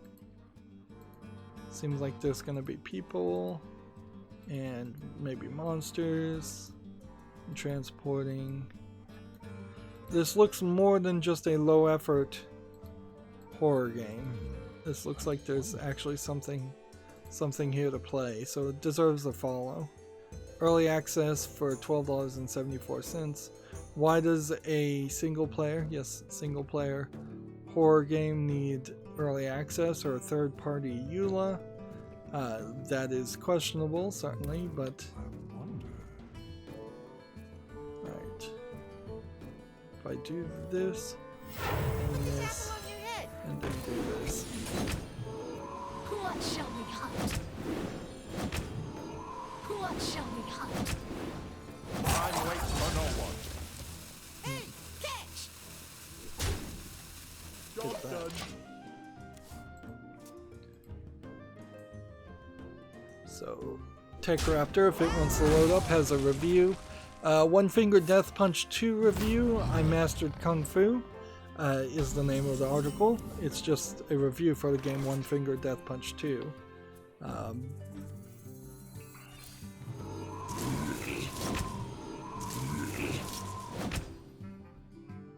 Not enough there. Got one! Hey, catch! I've covered in like a spotlight One Finger Death Punch 1, and even playing with the controller though, it was certainly killing my fingers. I never got around to getting very deep into it, so it would be kind of silly. Let me just show what it looks like here. It would be kind of silly for me to buy One Finger Death Punch 2, because with the little bit of arthritis in my fingers, it was causing a lot of cramping. I think One Finger Death Punch 1 was very good. If you loved it and you played all of it, then I think you should I would suggest buying the second game. But if you haven't played the first game and done everything in it, or I don't think there would be a reason to come back to it and get a sequel. Tech Raptor gave it a 9.5, and amazing, which almost a perfect game score there, or depending on whether you believe a 10 is a perfect score or not. Their summary is One Finger Death Punch 2 manages to take a simplistic gameplay system and turn it into one of the most bizarrely addictive score chasers I've ever played. Pros are it's simple to play, feels fantastic to master, varied items and levels, awesome combat animations, and tons of content. The cons are occasionally annoying minigames.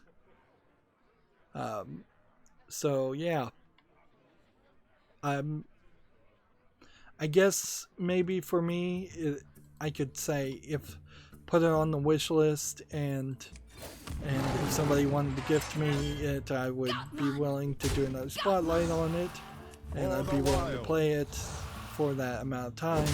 But it certainly wouldn't be at the high level of anticipation or something that I would probably spend any money on it myself. And almost certainly I wouldn't be surprised if there's a humble bundle that gives One Finger Death Punch out eventually. So it really is one of those games where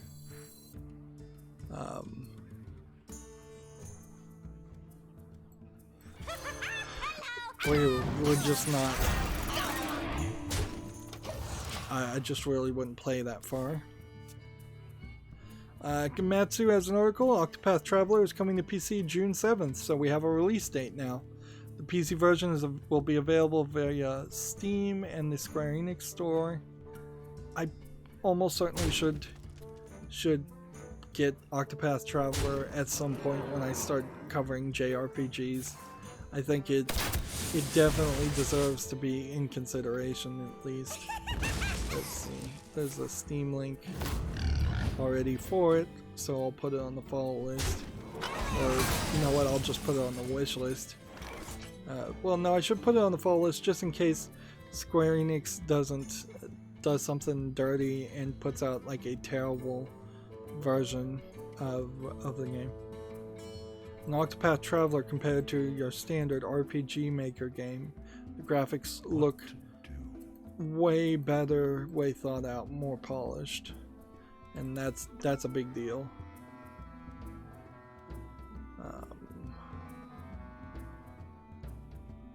You could kill everything.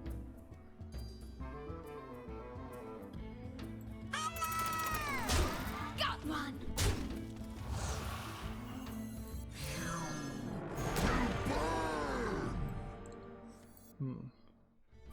At the end of the turn, deal 2 damage to everybody.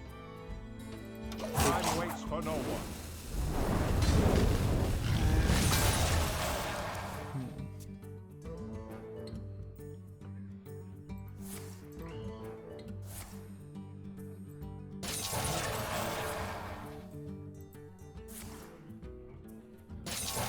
Next, we have a game on Steam called Zeta Complex, which seems to me like it is an extreme zoomed out platforming game with a lot of repetition in the textures, the graphics. This looks like it's Pac-Man zoomed out, but that's not what's happening here. This is just really zoomed out.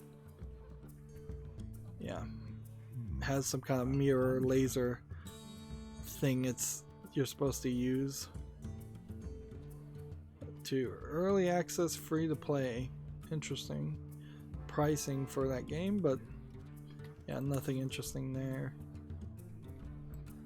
visually.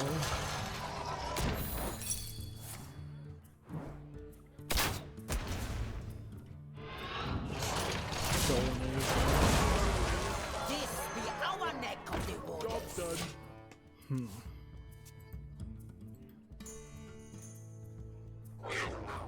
Let's see. Next we have a game on Steam called Hotel Tutwin, which is a horribly animated visual novel western. I assume this is a western animator. I would hate to think a Japanese animator really thought that this was acceptable. It's a low effort game for free with a bonus pack for $7.99. It's English only. Yeah, right.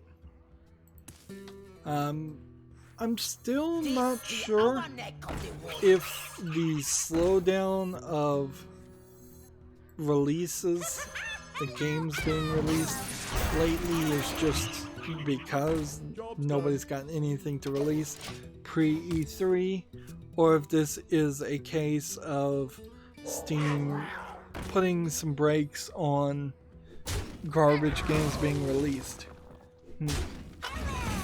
If it is Steam putting the brakes on bad games being released, they're doing it in such an even-handed way. They're also stopping good games from being released to balance it out. So I couldn't believe that that is actually true. So almost certainly we're just in a video game lull that I didn't think happened, but I guess there is just always a spring lull. Let's see. Do I have enough to win right now? Let's see.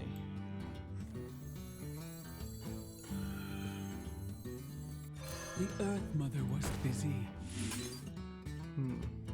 Nuts to you. Yeah, I could have won without even playing that. And we're getting win streak bonuses, and our European account is moving up the ladder. Yeah, I guess if we just destroy one more minion, we can leave the other daily quest alone for Wednesday.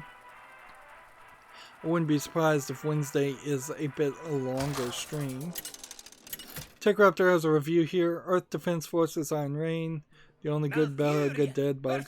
Now the problem I think with the Earth Defense Forces series is that they're selling their games as like a AA product, but they're making their games still kind of as a single A quality. And the quality I think needs to go up. And at some point in the future, not this game, there is a chance I would jump on board and be willing to play the Earth Defense Forces series. But I don't think I could convince myself to really go back retroactively and play the older games unless they get remastered and improved. So that's what I've heard from Giant Mom, at least. TechRaptor is giving it an 8.5 great. Despite summary is despite aggravating AI, which from what I was saying, the AI just kind of constantly talks to you and says, come on, let's go, like an annoying AI often does in games.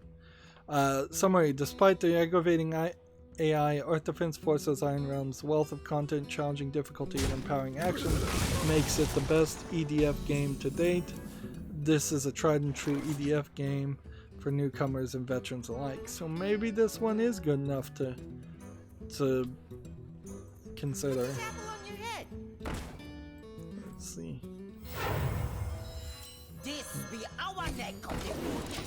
The pros are surprising depth in writing, gratifying gameplay, satisfying climax and conclusion. The cons are frustrating AI and frame rate issues. So I guess I'm willing to look for this on Steam and just put it on the fall list and just keep an eye on it, because TechRaptor is giving me a different response, a different description than what I was expecting it to say. I don't have enough. So I'm still kind of up in the air about whether this is the Earth Defense Forces game I want to play. Let's see. Gamatsu has an article here. Jinso Kyo Defenders coming to PC on April 25th alongside free DLC for Switch. This looks like it's a real-time strategy game of some sort. Maybe a tower defender game. It's on Steam. Has a video. I kind of need to watch it and see what kind of game it is, because it, to me, strikes me as a tower defense game. And a tower defense game for $19.99 is not something I would want.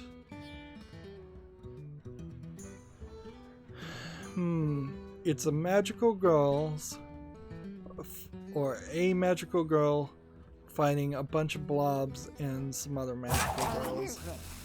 And you are sort of tower defensing, but you're moving around, so you're not, there are no towers.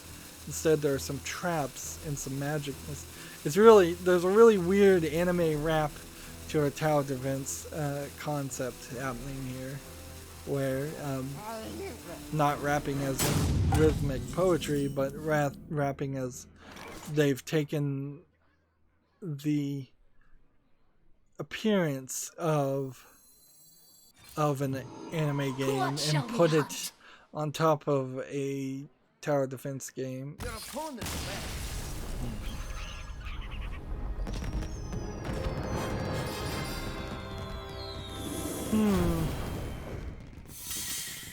I think this game deserves a follow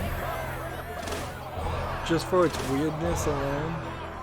I wouldn't be surprised if that translates into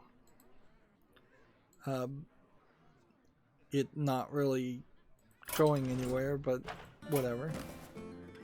So I only played about 50 cards on the European account, so we'll just open this pack. I believe this might have been a watch and learn pack that I got done earlier. It feels like every account has been given a watch and learn recently, which is cool, nonetheless. So on Wednesday, when we have to do the Tavern Brawls, we'll almost certainly play this. Meanwhile, we're working our way up to rank 18 and higher. If I could get my European account up to rank 15, that would be great. And let's see. I got a weird error message. It was probably nothing when I tried to log into Hearthstone's Asian account last night. It said they couldn't process the cards in my collection, which is weird, but okay. It worked the second time. So that's enough for today from the European account. Let's move over to the Asian account.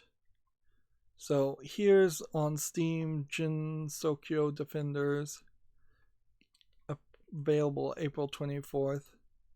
There's a little bit more to show, but this is also a game that I almost certainly suspect will have mixed reviews at best. But I'm willing to give it a follow for just being such a weird game. Let's see.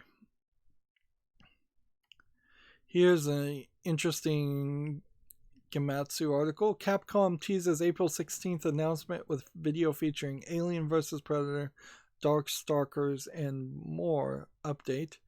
A new arcade collection incoming, question mark. The idea of Capcom making like a Smash Brothers with a bunch of licensed characters that they've licensed before is questionable. So my guess is it probably is just a new arcade collection. Let's see. The video is titled "Here Comes a New Challenger," which implies to me that it might be some big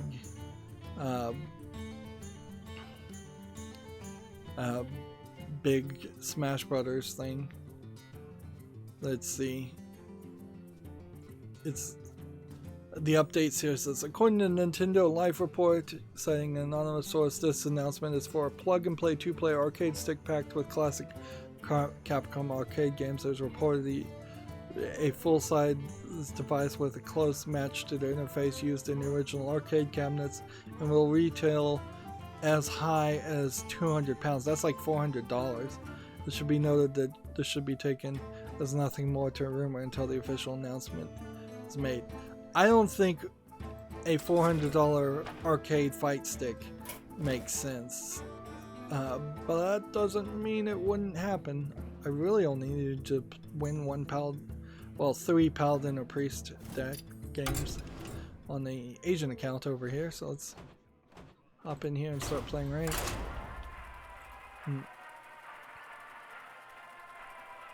So, yeah. That idea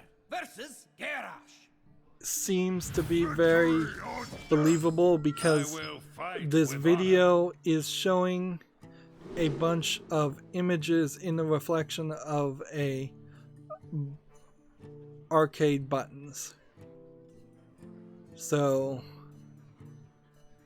yeah, it probably is a fight stick. 200 pounds though, like 400 is about $400 US. That's way too expensive. That is way too expensive.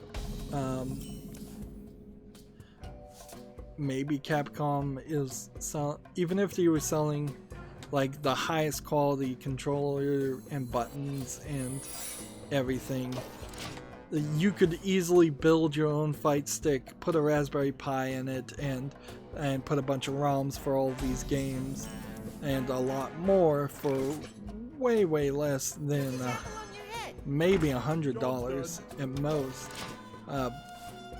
With the major expense being the fight stick itself. But I also wouldn't be surprised if Capcom is going to try and rip some people off. Maybe it would be a limited edition with only like 1,000 ever being made.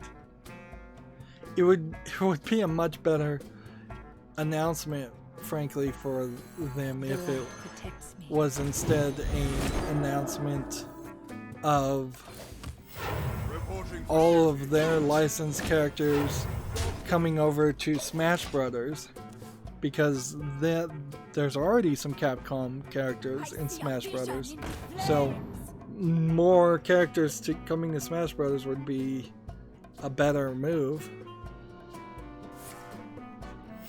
Moving on, we have a game on Steam called Neon Cat Tickler, which sounds like an adult toy, not a video game. It's just a bunch of random neon shapes here for 59 cents. Yep. That in no way looks good. Okay. Play this or do this. Let's see, we kind of need to do this. Yeah, we can do that.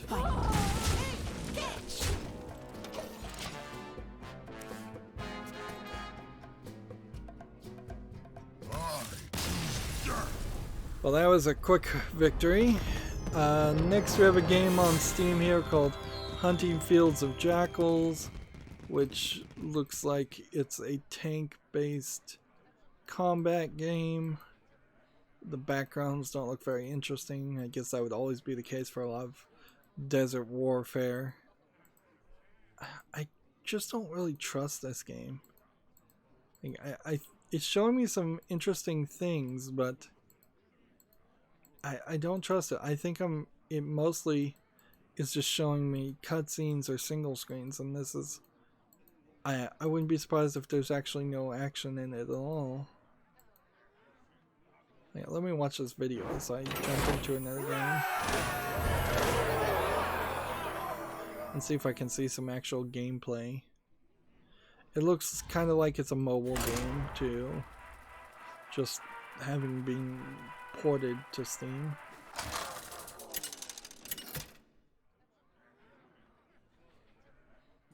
Uther versus Anduin. The light shall bring victory. Show me some real gameplay. I will fight with honor. Cameras flying all over the place.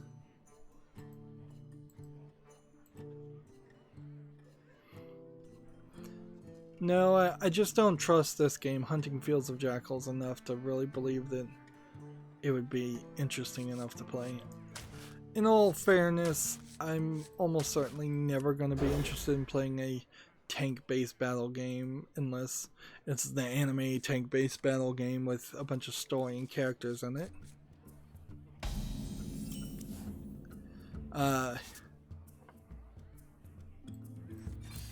Here's an interesting story on GameIndustry.biz. Now, I would argue HQ trivia is probably not much of a video. Let's see, we should be on the Asian Custom Paladin. It's not much of a video game of mention, but it is a video game. So, GameIndustry.biz, over half of the HQ Trivia staff tried to oust the CEO. I remember there was talk about this about a year ago, but I don't remember what the story is. Co-founder Russ Yusupov survived demands for his removal, but the search for a replacement chief has begun. Internal conflicts led to more than half the employees signing a petition urging the company's board to unseat Russ Yusupov as CEO, which this is a great example, I would imagine, of why that would never happen. It could be 100% of all the employees, unless they're literally threatening to fire to walk by a specific date. If the board has the back of the CEO, if the investors have the back of the CEO because they're making the money, every single employee could be miserable. There's certainly 1,001 different companies in the United States where you could get nearly 100% of the employees to want to oust their CEO. An extensive report by TechCrunch reveals the staff believe Yusupov has been mismanaging the company and failing to counter the decline of the flagship mobile game, also called HQ Trivia. Now, arguably, I think there wasn't a huge chance of HQ Trivia just managing to maintain its momentum forever. It is a game very much like the Xbox One versus 100, which was based on a TV show that declined too. You know, just these contest shows, these trivia shows, they come, they go, people lose interest after about a season. That's just kind of how it goes. That's probably not the fault of the guy in charge. And frankly, they wouldn't be trying to oust the guy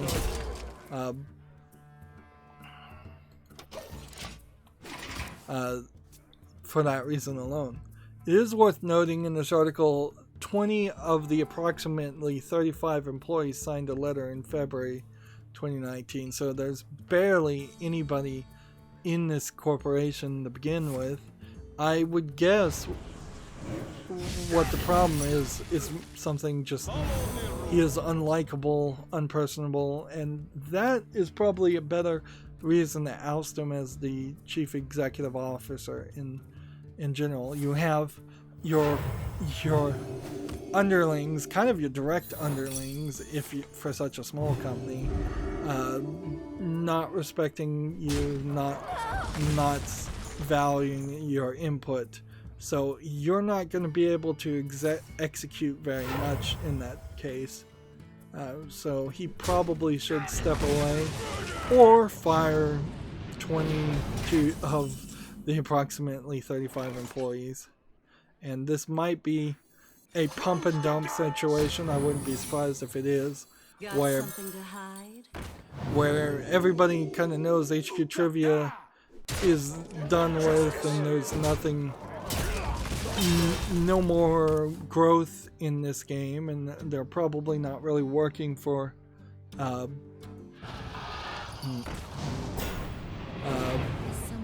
they're probably not working fast enough. They don't have enough people to make a new game.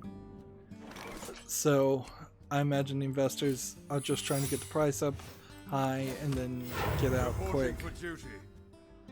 Personally, I still don't believe in investing in video game companies. That it's not a stable investment. There's much better things you could do with your money.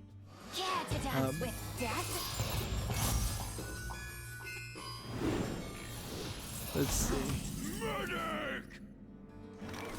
You have been.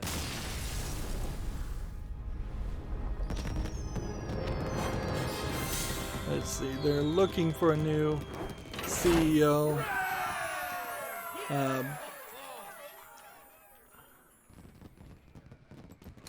Within the next 18 months is, I think, what they're saying anyways.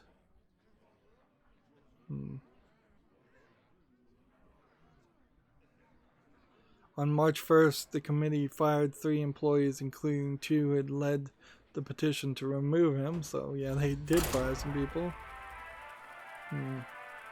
I'm pretty sure that there's some other shenanigans that happened around HQ Trivia, but not really big things about this. Oh yeah, in 2008, I will fight with honor. The co-founder Colin Kroll died from a drug overdose. That was part of it. So just a lot of weirdness, and money will give you access to drugs, and access to drugs will potentially lead you to overdosing for certain. The biggest nail in the coffin for HQ Trivia is Giant Bomb. People were talking about it nearly every week a couple years ago, and they dropped off hard. And I imagine that is very common for a lot of people. Also, HQ Trivia, you could only like play 2 times per day or something. along that line. So it wasn't the right kind of mobile game for the current mobile market. You should have been able to play trivia in a single player against nobody lots and lots of times while building up for the live shows, and then have like 2 live shows per day at minimum. And then there probably needed to be several different ways to play the game and several different variations to play the game. And even at that, trivia is just never going to be that interesting.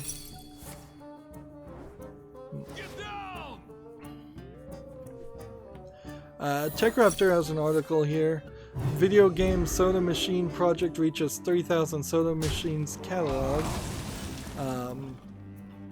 So this seems to be a collection of screenshots of soda machines in video games, which is a silly project, certainly, particularly when you think about how Google's object detection and AIs in images have gotten so good now that you could easily just have every screenshot in existence processed through Google Images and then just type in the word soda machine and video game and get a decent return for that would have a decent enough level of accuracy.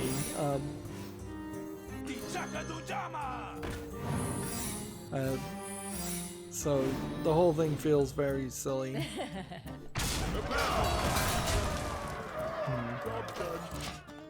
But okay, if that's what somebody wants to do with their life, who am I to tell them no?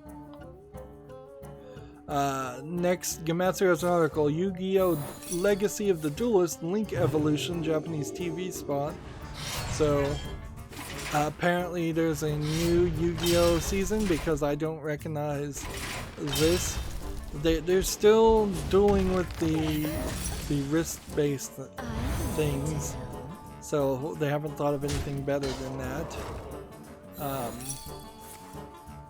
Let's see if based on the official Yu-Gi-Oh! Trading card game, Yu-Gi-Oh! Legacy of the Duelist Link Evolution brings more than 20 years of Yu-Gi-Oh!'s history to the Nintendo Switch. So it's a Yu-Gi-Oh! Game coming to the Switch. No big surprise there, frankly. Close the gates! The light protects me.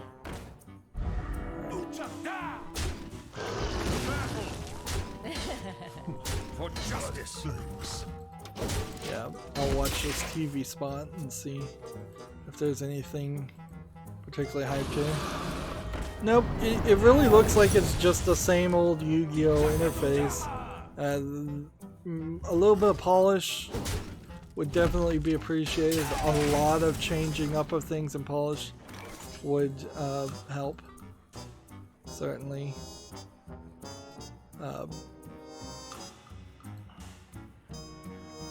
As far as making the Yu-Gi-Oh!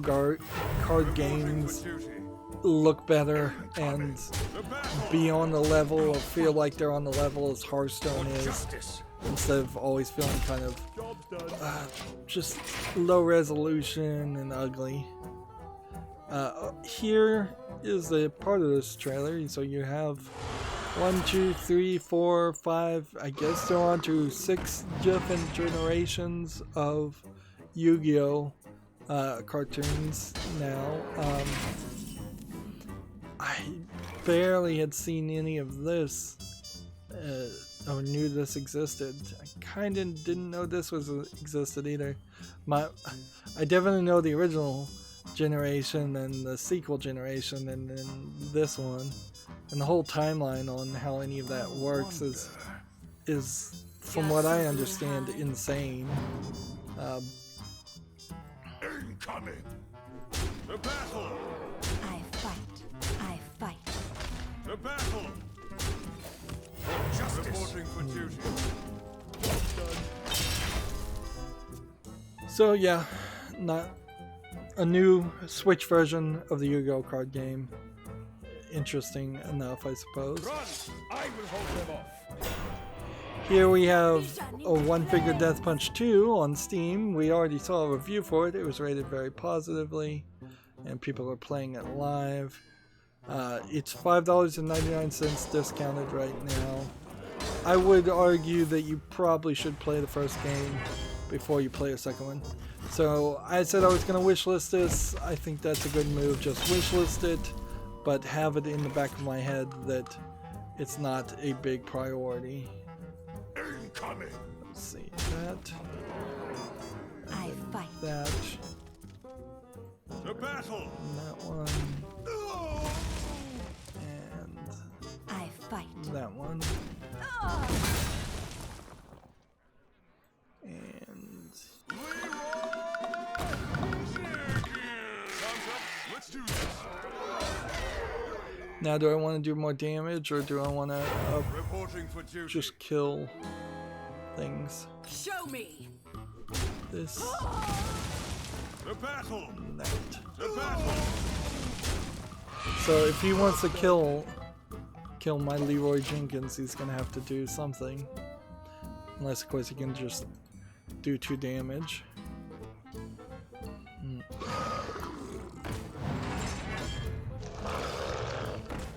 This is an interesting GameIndustry.biz article. Warren Spector leads speaker lineup for Nordic Game Conference in 2019. Expert speakers from IO Interactive, Chucklefish, Darewise Entertainment, and Fast Travel Games will also give talks at the Swedish event next month. Now, Warren Spector, unless I'm getting the name confused, which I very well may be. Battle. I fight. I'm thinking of Warren Buffett. Like, why would Warren Buffett be talking about video games? Warren Spector is Other Side Entertainment's Warren Spector. So he's from Other Side Entertainment, not Warren Buffett. Yeah, Warren Buffett would not know anything about video games. So the Swedish Game Conference might lead to a few big announcements of video games, because there's a growing list of good video game companies out there that are from Sweden. Let's see. Maybe one more game and then we'll be done for the stream. Next we have a game on Steam called Tennis Tune-Up, which looks like it's a VR tennis game. But compared to like real world tennis, I don't think this makes I sense. will fight with honor. It's $4.99 for a VR game, without keyboard and mouse support. This seems like this is a new notice. Frankly, I don't think any game should be allowed to be sold on Steam if it doesn't have basic keyboard and mouse support. That seems like that is too much. Yeah. So I'm gonna skip Tennis Tune-Up. I've seen better VR tennis games out there, and if I'm gonna play one, at most, it's gonna be one. Let's see, start with this, then end your turn. Next we have a game on Steam called Steel Seraph, which looks like an NES game with black bars on the sides. Looks like it's a kind of a shoot 'em up game with some other elements, but not much. Looks extremely low resolution, black bars on the top also. Early access for $2.99. Nothing here looks visually impressive. I'll never tell.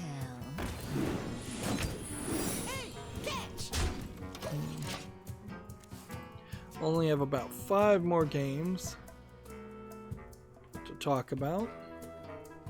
Next we have a game on Steam here called Robo Miner 2, which looks like it's a 3D version of Dig Dug for really no reason, and black screens on the edges for no reason.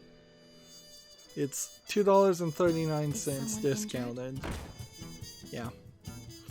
As a Dig Dug clone, I don't see a reason why you would make it have weird angles and be in 3D. I think you're better off just playing Dig Dug. Let's see. What does this one do?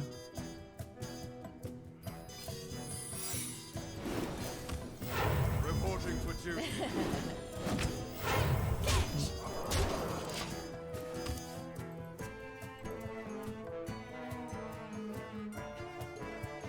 Next, we have a game on Steam called Tin 4 Indirect Contact, which looks like it's got like an anime-esque manga style in the cutscenes, but it looks like it's a top-down strategy game. It's kind of like Counter-Strike Siege, except for it's a bunch of anime girls. Instead, which, heck, you know, you've got my attention a little bit more if it was a Counter-Strike Siege clone with anime girls. This is $3.99. What languages is it? And English and Chinese, no surprise there. So let's make a ripoff of Counter-Strike Siege, but we can't afford to do it in 3D like Counter-Strike Siege, so it's going to be a top-down, boring looking game, and it's gonna throw some anime girls in it because sure, why not throw in some anime girls. A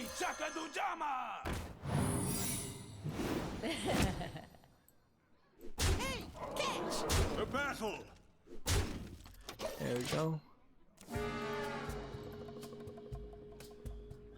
Next, we have a game on Steam called Roach Killer, which I assume is just a VR game where you're trying to kill a roach. And that is, I guess, the general idea, although it seems like you're going to have different little VR toys. Clearly, a lot of experimenting went on with VR, and they had to eventually give up because they couldn't make a fun game around it. This is an example of a compilation of VR experiments that aren't really a fun game at the end of the day. $5.99 requires VR, no discount. Yeah, right. So let's do this, and then attack here.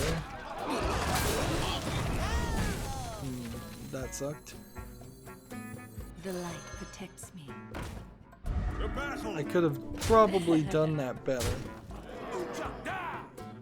Come to think of it, yeah, almost certainly would have been better ways. I could have put the +4/+4 on this guy and attacked, or on this guy and attacked, actually.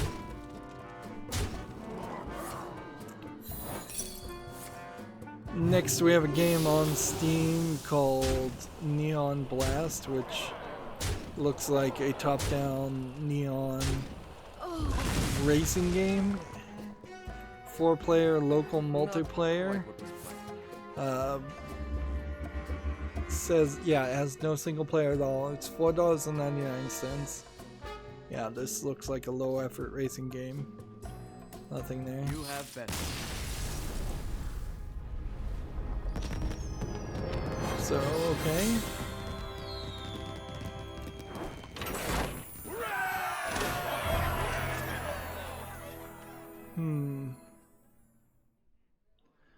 Do I have enough to really even play another game? I think we're kind of good to just wrap up here. There's only 2 more games, so let's just quickly show this off. We have a game called Back to 1998, which seems to be a collection of mini games that are pixel graphics, and pixel graphics point-and-click adventure game. I am such a sucker for point-and-click adventure games. I'm willing to put this on the follow list, but there's literally no good reason to do that. $8.99 discounted. Almost certainly, this isn't going to be such an interesting story to justify It's horrible pixel graphics. Never a selling point, frankly. Pixel graphics never a selling point to me. Next we have Galaxid, which is looks like an Asteroids Caterpillar clone. Piece of garbage, low effort game for 84 cents. Discounted, yeah. Nothing more needs to be said about that. Oh, here's a big story that I am glad is at the end of this stream, so I can't go into a rant about it. GameIndustry.biz. Gaming, G-A-Y-M-I-N-G magazine to launch in June. A new online gaming magazine to present LGBTQ plus focused news, reviews, and features. Sounds a little bit like segregation to me. And frankly, there aren't that many video games in existence to justify an entire magazine focused towards just gay games. In a weird way, the same argument could be made for things like Playboys and sites like that. Although all of that is digital, and like Pornhub certainly now has a gay section and a straight section and all kinds of sections. So digitally, long time ago, one website has been made to include a whole variety of content. But if we were still having like Playboys and similar magazines come out, I would say that at this point they might as well just have a gay and a straight section, and like first half of the book is straight, second half of the book is gay content. But that would also probably be not financially viable to print a magazine at all. Moving on, GameIndustry.biz has another article as a follow-up to the complaints of sexual harassment and just harassment by the female employees of Microsoft. Microsoft is overhauling the HR complaint process after employees trade harassment stories. CEO Satya Nadella promises consistent, transparent enforcement of the company policies. I was quite shocked that Microsoft had so much trouble there, and I still feel like stack ranking was a big part of it, but yeah, Microsoft is not immune in any way compared to any other company of harassment issues, and I'm glad that they are working to fix that. Now I'm on the Humble Bundle store, and the Humongous Bundle has 7 days left, and some of the other bundles look like they will be wrapping up, so maybe we'll see another games bundle come out. And let me just look at my new tweets while we're over here and see if there's any new news.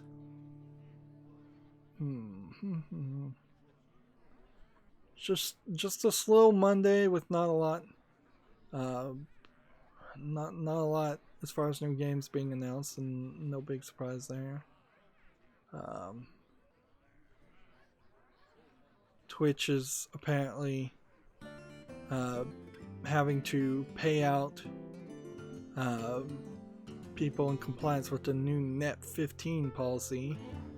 I don't think I've been eligible on Twitch to make any money, or that I'm anywhere close to being eligible to make any money on Twitch, which is why I don't focus on Twitch. Maybe I should. Maybe it's more likely. Let's see, TechRaptor has an article here. GTA questions why we have to pay for DLC, and the industry responds. Why GTA is going to ask that question, I don't know. TechRaptor has an article here. Twitch suspends popular cosplayer for wearing blackface. Okay, well, that'll be an interesting story for Wednesday.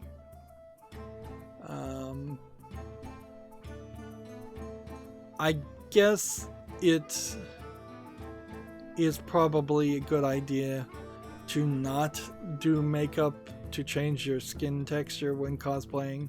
You should probably just, if you are white and the character happens to not be white, stick with your natural skin tone and just go with the costumes. I think that's probably the way to get avoiding trouble. Twitch launches its first game, Twitch Sings. Interesting. Let's see, is there anything else to talk about? Nope. So that's going to be it for the stream. As always, I ask you to like, share, subscribe, comment, and watch every second of my videos. At some point we will get back to breaking these up in hour and 30-minute increments, but right now I'm still just trying to save time by avoiding that. If you want a friend to follow me on any social media sites, there's a bunch of links down below, and if you want to support me even further, there's a link to Patreon, or you can friend me on Steam and gift me a game off my wishlist. Patreon did kick off some video game company, and I heard the story, but I don't really know the full details yet. So, and it hasn't been reported by many people, so I can't really report on that. That's it for the stream, though. Thank you for watching. Have a good evening.